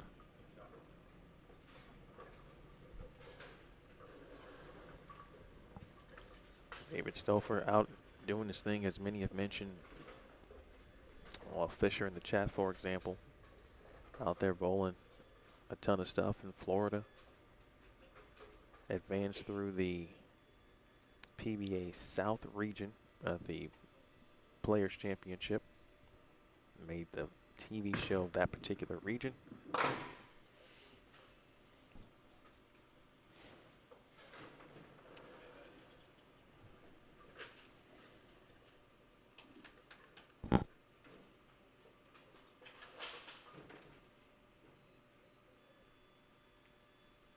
All notched and tied here at 3 frames, live from Executive Strike and Spare in Louisville, Kentucky. Emmitt Williams Jr. with Cecil Scarborough, David Stouffer, A.J. Rice, 1 versus 6. Rice, the 1 seed. This is Stouffer. And trouble. It's the first time I think that balls went high like that on him. Stouffer was in trouble at the final game of the Cashers round this morning. He shot 167 to fall back a little bit. And obviously able to stay inside the top 8. There was some movement, of course, going on around him as well. We notioned or talked about A.J. Rice's 12-game block. That includes the Advancers round last night and the Cashers round that go plus 215. Don Barrett was second, plus 205. Those are the only 2 players to go plus 200. that 6-game block. Oh, nicely done there. A.J. Rice is actually using the same ball now on both lanes.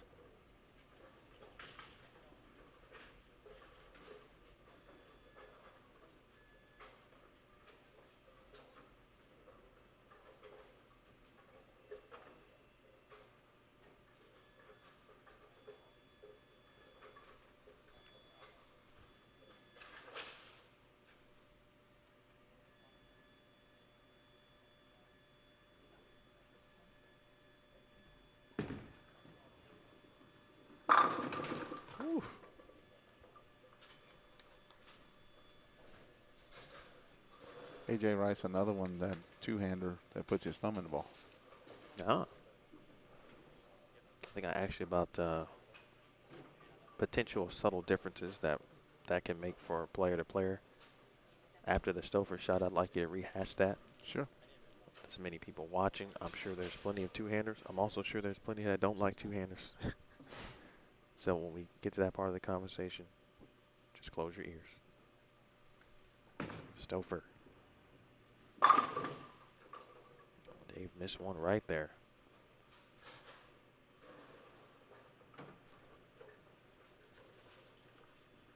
We saw an interesting miss to the right on this pair earlier today.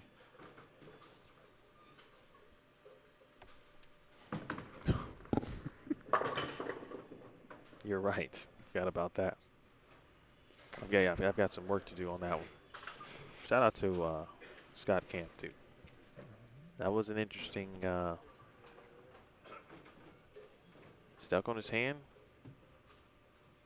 Went into the gutter on lane 37.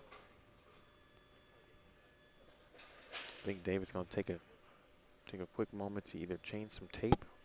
Yeah, he's going to add some to it. I think he just lost that ball on that first shot.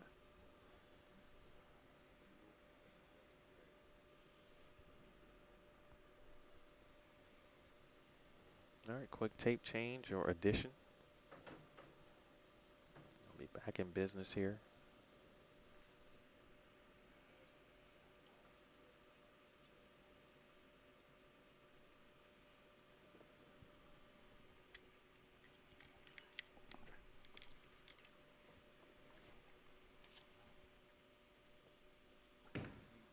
All right, here we go.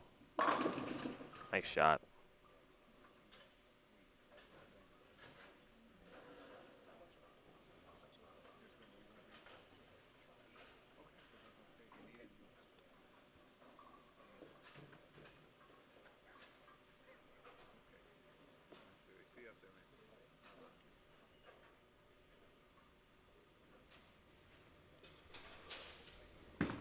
Rice on a double.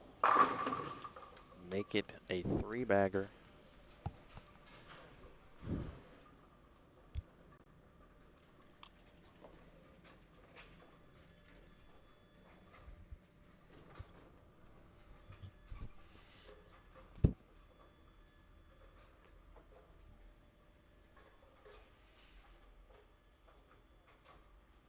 Rice now up in the 7th.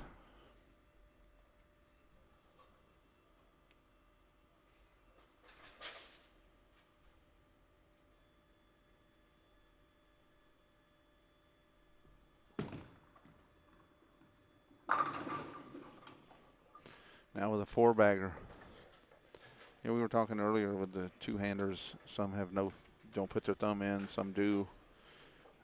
Had a couple of players out on tour that used to put their thumb in the ball. Now they do not any longer. That was Sean Maldonado and Tim Foy Jr. Tim Foy said one of the things that he had to get used to was controlling the ball in his hand. But Tim is a not very large individual. I think he's like 130 pounds soaking wet, but no, Tim is an awesome player though. But he said it just took him a little bit to get used to when he had the stability of the thumb in the ball, and once he got used to that, he could actually now his rev rate's increased, and Sean worked on it during the off season, so it really didn't come into play with him as much.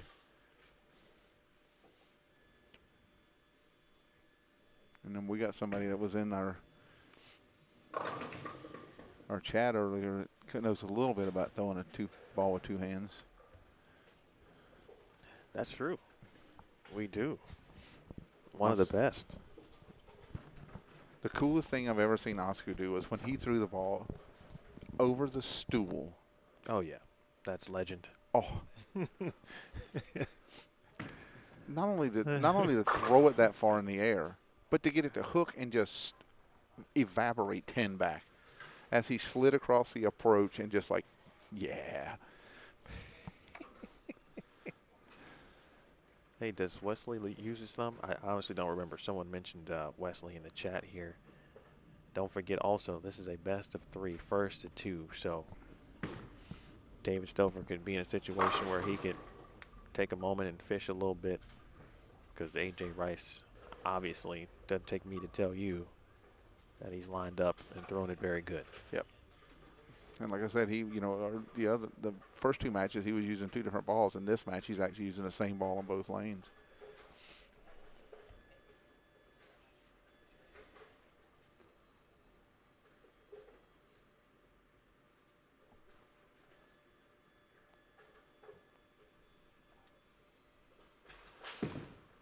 Up close. Oh, my. Okay, that wasn't what I was. That looked even more interesting when you look at the pins. When you seen the ball hit it, and they just you heard a weird sound to it, and they just kind of stopped. You're going to give this a run one-handed?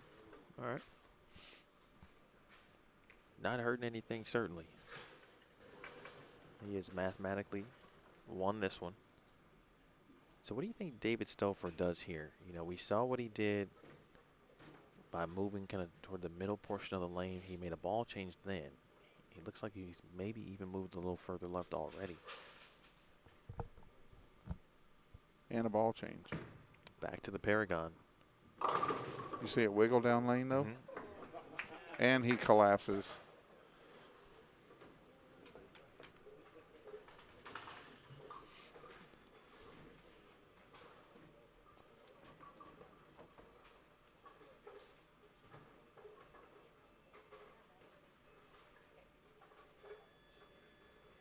Again, fresh oil for the championship match. That's something that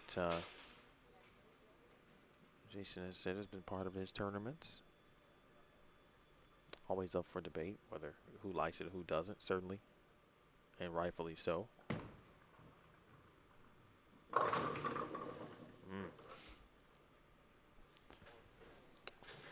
What are you thinking, Cecil? I think he's got to get that ball in, just getting a little more end over end, get a little more so it doesn't skid so far, get it to pick up a little bit quicker.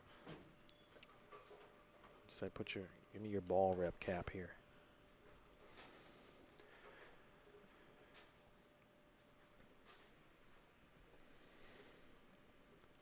I don't know that he has enough surface on this ball.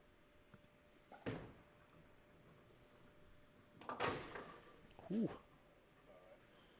He almost did exactly what we were talking about earlier, going right past the 2 and taking the 8 out. I was a big spare too. Not saying obviously for the score reason, but that's another fill shot, or a fill shot, excuse me, and another chance to throw this bowling ball. Or to try another one.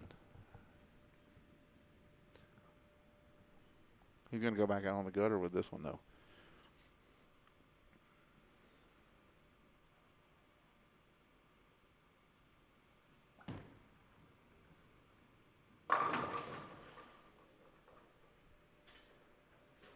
All right, 190 to start here.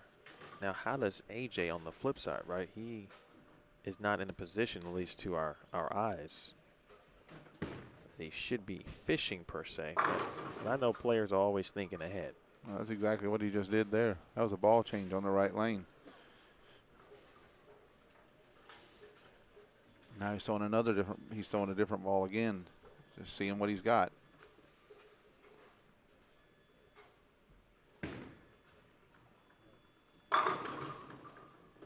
I think that ball looks better than the other 2. It's the way it's shaped up. He's going to throw 3 balls in this 10th frame. I know. They may all produce the same result. Minute differences between all three, but of course we know entry angle is so important. That is the Zen Master there. That Oh, actually, that one looked the best. That one looked the best. yeah.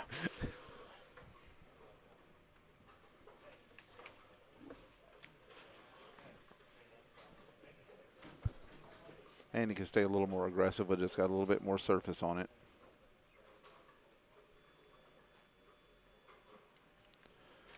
So AJ wins game number 1 of the best of 3, 244-190. See if Dave Stover can come back and run this into 3 games.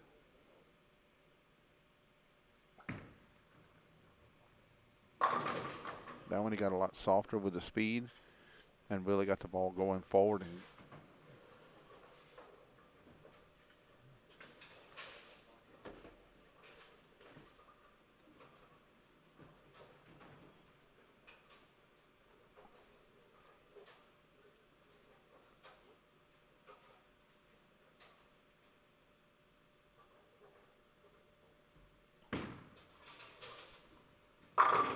Wow. he missed in, and that ball still picked up. Just If he can miss in and that ball still pick up and go through the pins, this might be a very short day. That's wild. I was going to say, just a complete difference in what he had to do on 37 and 38. And his side was fresh, right? There had been a match bowled there, but obviously there were no lefties bowling on 37 and 38 earlier. Now he's taking it to 35 as well. See what kind of ball reaction we get out of it on 35.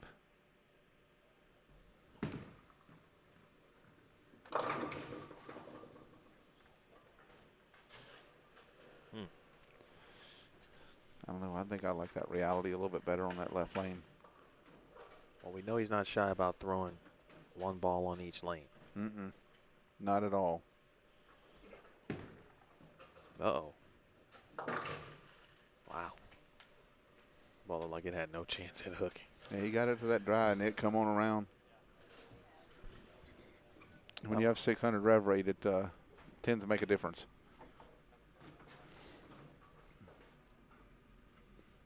All right, who y'all got winning this one in the chat?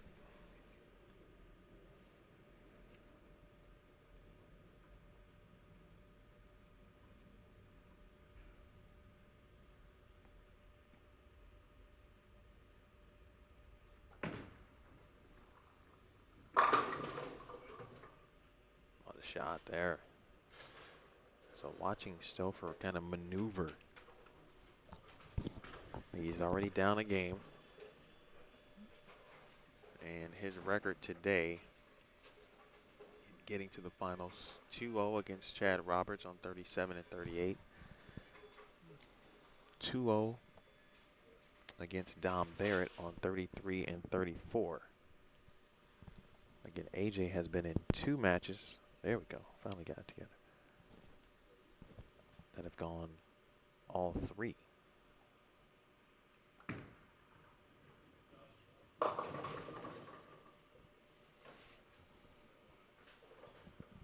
Kind of cut that one off and got it, pulled it a little bit, and instead of backing up, it kept going.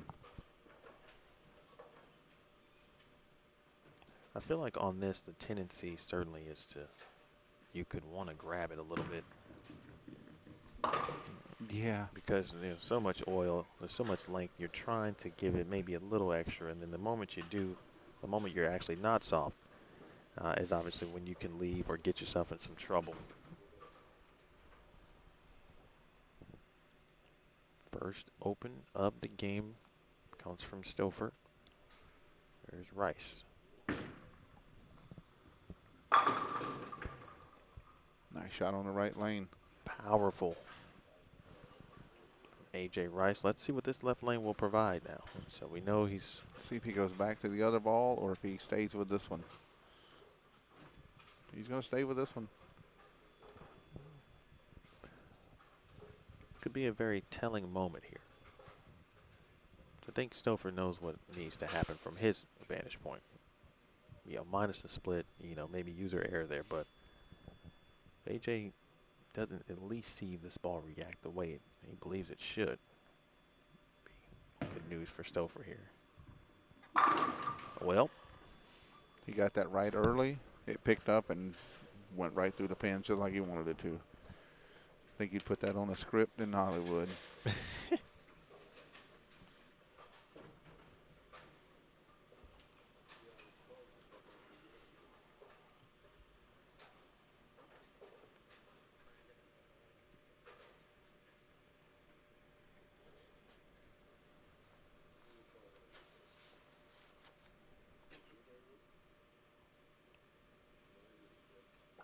fourth frame, Stouffer back to the gutter.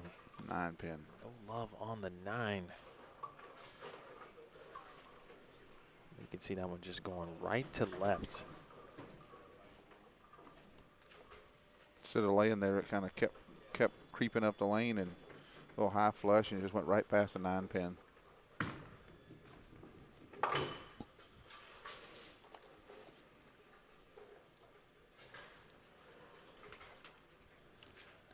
Well, David Stouffer, he's got his work cut out. He needs some help. I'm not going to say what he needs to do. We know what he needs to do. He knows what he needs to do. Hopefully, Kerry will be on his side. But he's going to need some help from A.J. Rice. And I'm not sure A.J. is in a position to give it to him.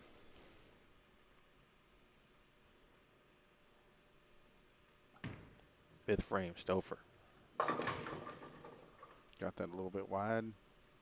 He caught that little bit of shim, and that was just backed right off.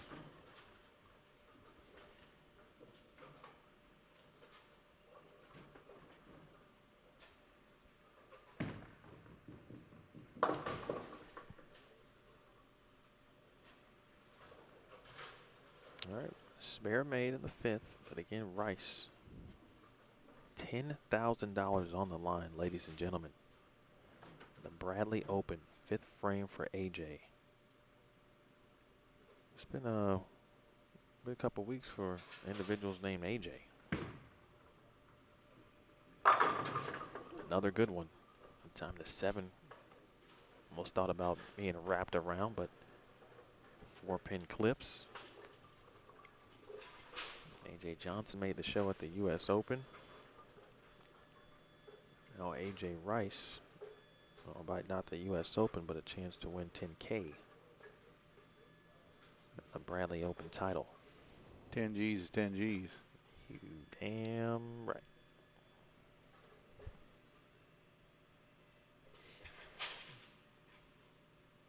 I know it's pretty early, but this could be a dagger-like strike here. Oh, mercy. A little off balance, kind of missed it at the bottom maybe.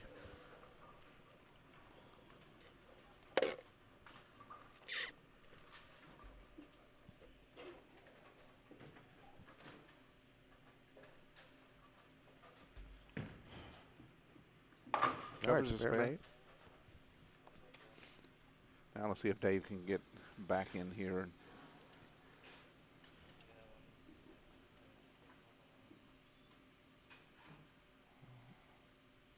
I'll be honest here. Totally quickly off subject though, but someone that our questions earlier were, hey, is this gonna be done by the time the Super Bowl starts? We still got plenty of time. Yeah. But it's probably going a little longer maybe than what we initially anticipated. We said 5 o'clock, so we're right there. There, that's a good shot right there. Well, personally, I'm gonna hope it goes longer. I'd love to see this one go to 3. Get a winner-take-all scenario here. That'd be, yeah. Come down to that.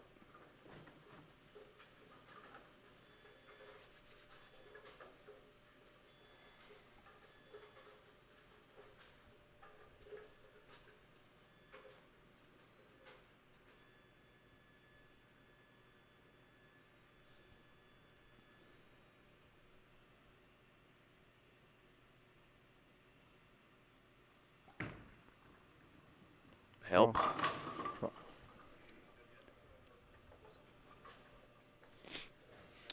I haven't seen everything in the chat, but I think it's important for us to make sure Cecil and you. I think you know and have seen AJ a little bit more than I have.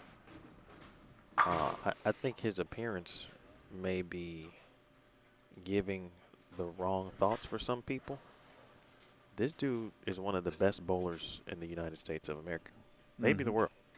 He's, without a doubt, he is a top-notch player. He wins a lot. And so it's not a surprise. This is the position that he's in right now. A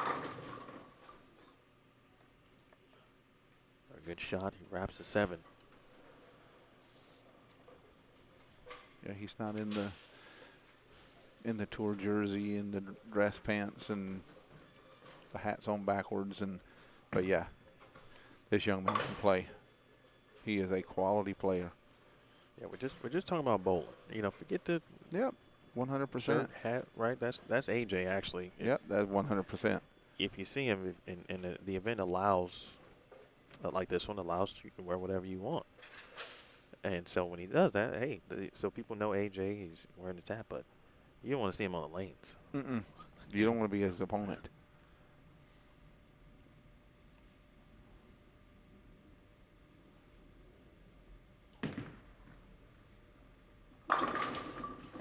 Ooh, a little love tap on the 7 there. And that's the type of dagger right there that'll do it. Stouffer just got a little smile when he comes up. He's like, okay. I think Dave's kind of in between bowling balls right now. This one doesn't see it enough, so when he helps it, it oversees it.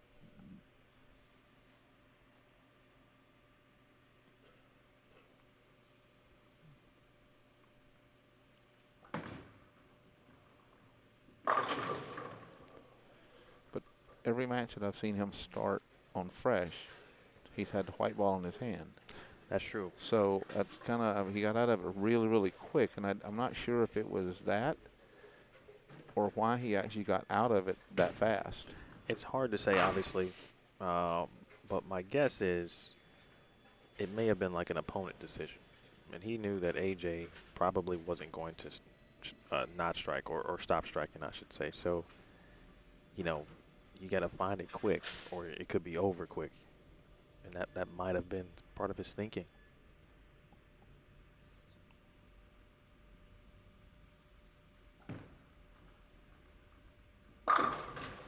Beautiful shot, best of the match there.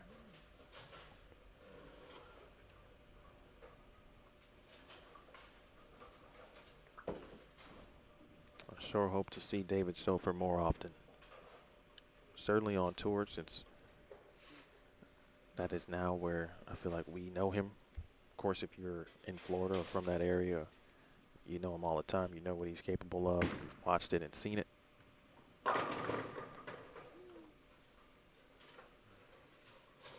AJ can, that's the best Stouffer could do was get to 211 or 212, excuse me.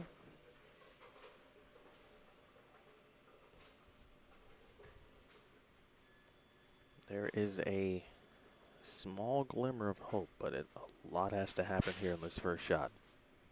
He needs a big hole.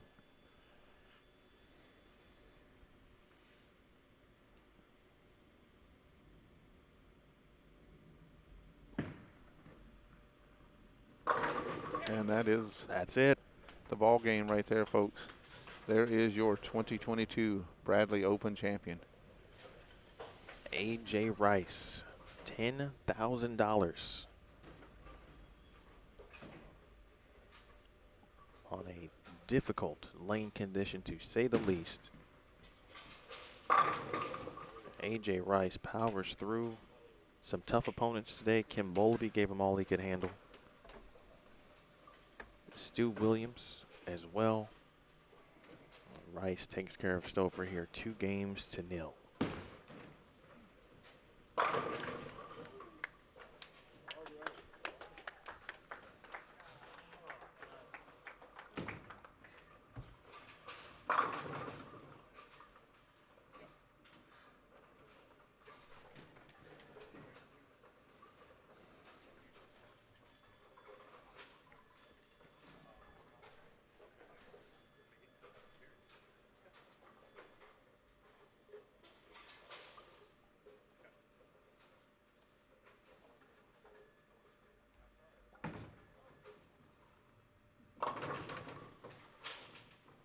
David Stover finishing up now. Great week for Dave Stover at the Bradley.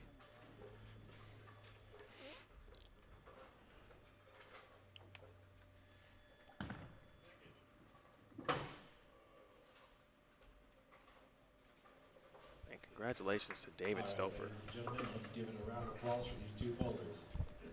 They earned it. Your They both did. 2022 Bradley Open runner-up, David Stouffer.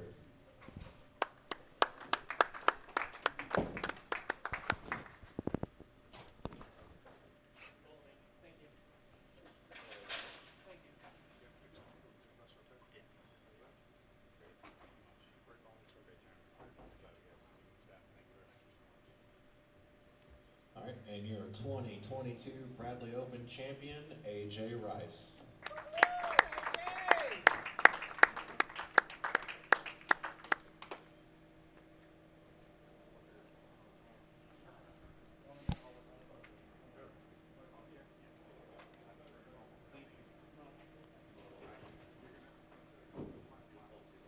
There's your champion, AJ Rice. And we are going to, I'm going to bring AJ up here for a brief interview.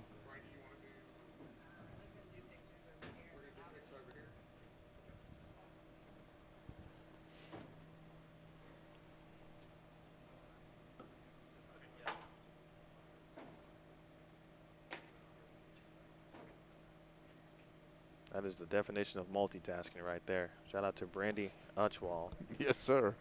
Holding their 7-month-old and handling business, taking some photos.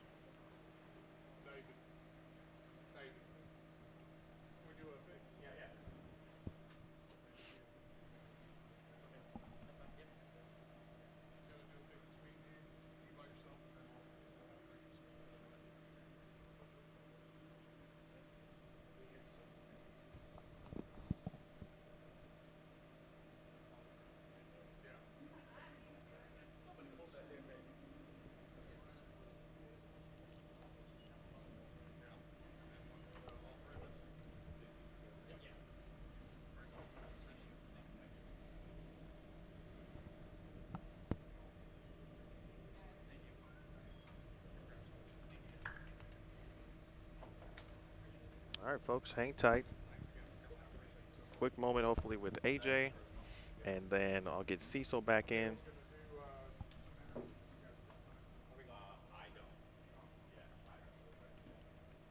I'm going to sit with AJ briefly,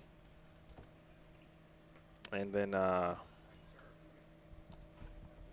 we'll briefly chat with AJ. It'll take a couple minutes.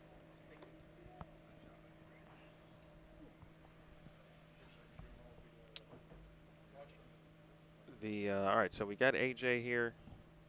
AJ Rice, first of all, congratulations, man. Thank you.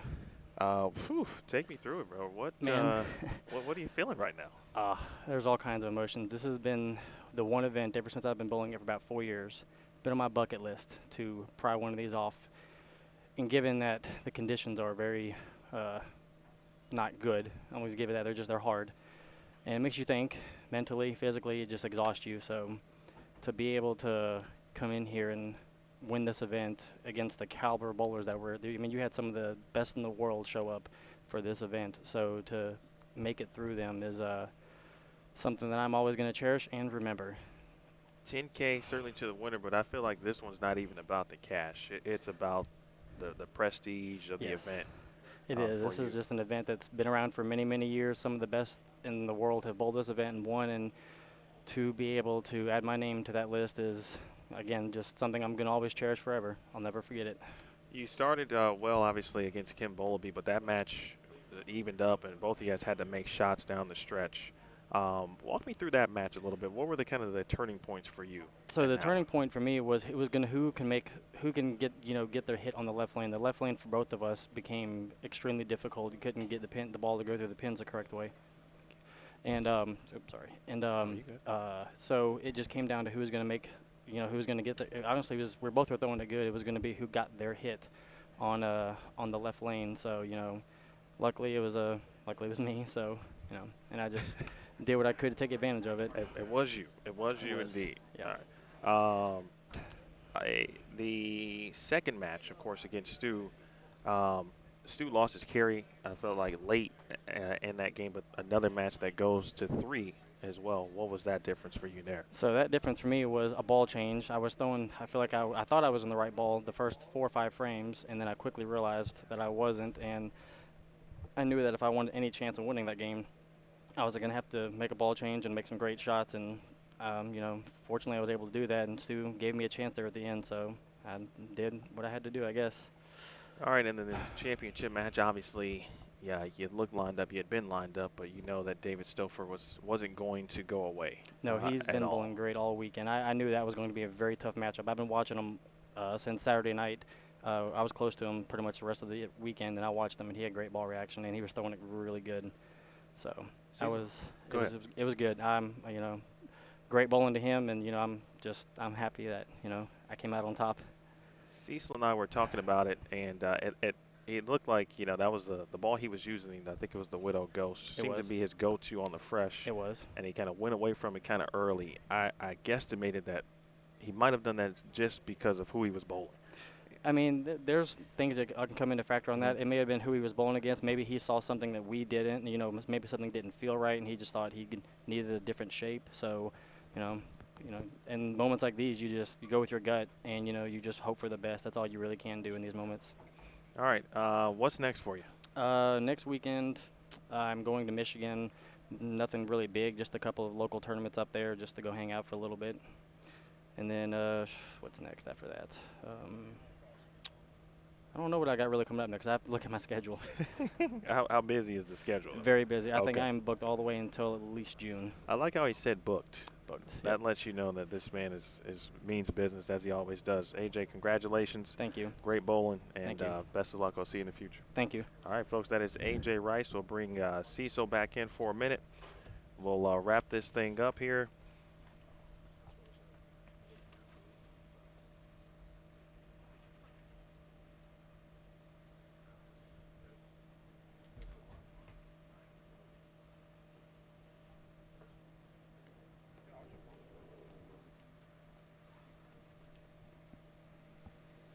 All right, Cecil, let's put this one on a bow real quick.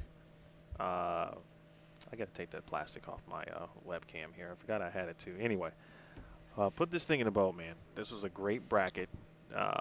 You know, it could have gone either way as far as who got in, right? Yes. Could have gone any way from the matches perspective as well. But what we saw was great bowling throughout from each competitor. AJ Rice is your winner. Wrap this thing up for me. Yeah, I mean, just the complete format of the event is just absolutely amazing. Super well ran. Everything was just – everybody knew what they were expecting when they got here. They knew the balls weren't going to hook a whole lot, and so everything was good there. And then, like I said, it come down to the final game going into the match play. I mean, we had like 5 or 6 guys that could actually get to where they went. One player actually jumped 6 spots to get in. Right. So, I mean, it was just it came down to shot making, and that's what it should be out here on any of these tougher patterns. And the people that made the great shots got the rewards, and they got there. And congratulations to AJ for winning the Bradley, and I will definitely be back to this event. Yes, you will. Maybe with a bowling bag in my hand. Who knows? I don't know, man. You did a great job here. So if you don't bowl, you know, you got a seat right here with me. I really appreciate your help. You allowed me to do some other things because you were in the booth and provided some great insight. And I know the folks at home certainly watching enjoyed it as well. So thank you. My pleasure. Appreciate it. I'll work with you any day, buddy. All right, that's Cecil Scarborough. And then we're getting Jason Utwall for the final time. We'll close this thing down with Jason. And then we're going to wrap this thing up.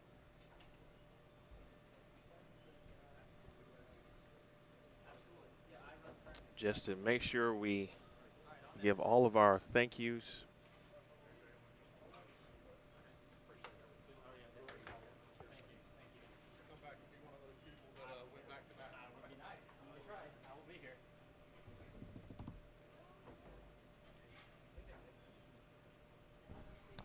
All right, Jason Utwall here to join me for the final time as we wrap it up here on Bowl Stream TV. Jason, what a what a tournament. My first experience live and in person. Couldn't have gone better from my estimation. I'm sure, I think you would say the same. Your final thoughts on another great Bradley Open? Yeah, I think it was great. It ran really smooth. I mean, I think this is what everyone aspires for their tournament to run like through the week. You know, little bumps and glitches that no one sees in the background. You clear it all up, you know, Right. and keep going. You see great bowling throughout the week from all of the events. Like I've pitched all week, I'm not trying to just blow smoke to the team, but the team make it easier for me to do the stuff and watch what's going on. Great commentary all week from yourself, my friend. Thank you. Appreciate that. You know, final match, great as well. You know, top 8 was impressive matches all the way across. They really were. It was good. It was good all the way around. Like I said, I can't hope for it to go any better or smoother than what this was. And, you know, that's what we aim to do each year. You know, hopefully some of the viewers have seen and they want to come out and give it a try. You know, it's a variety of talent all the way across the board. Lefties, righties, two-handed, up the boards, older, younger guys, all the way across. So, you know, relief, you know, relief. So I feel you on that. Right. We got through it. Yeah. Everything is okay. Somebody won, and we gave away $10,000. Yeah. I want to thank you for having me and Boldstream TV back. I don't take that for granted. Obviously, I know you had a great relationship, obviously, with Craig. Yeah. But there's never any guarantee, so I appreciate you allowing me to be here and keep that relationship alive. Wow. I loved having you here. You know, I had a great rapport with Craig, and in my opinion, he couldn't have had anyone better take the place and take Boldstream TV forward. So, you know, I like working with great people in bowling, articulate, educated people, and you've always been that way with me. I think we've had a mutual respect and rapport, and I couldn't ask for anyone better to be down here broadcasting the event, giving the feedback to the bowlers, and, you know, really a pitch for anyone else that is looking to stream their event. They shouldn't look any further than yourself. You know, I appreciate that. That's serious. I do appreciate that. I want to thank, and certainly Jason would like to thank, the sponsors here.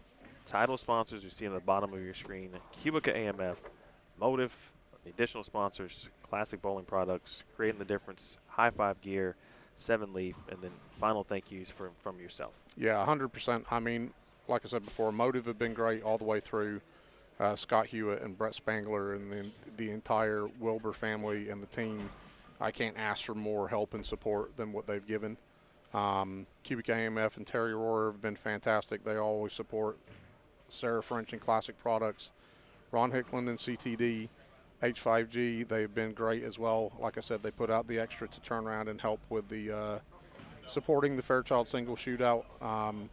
7 Leaf CBD. I mean, all of the guys, and like we touched base with before, any sponsors that are sponsoring our event or anyone else's, everyone is always super appreciative.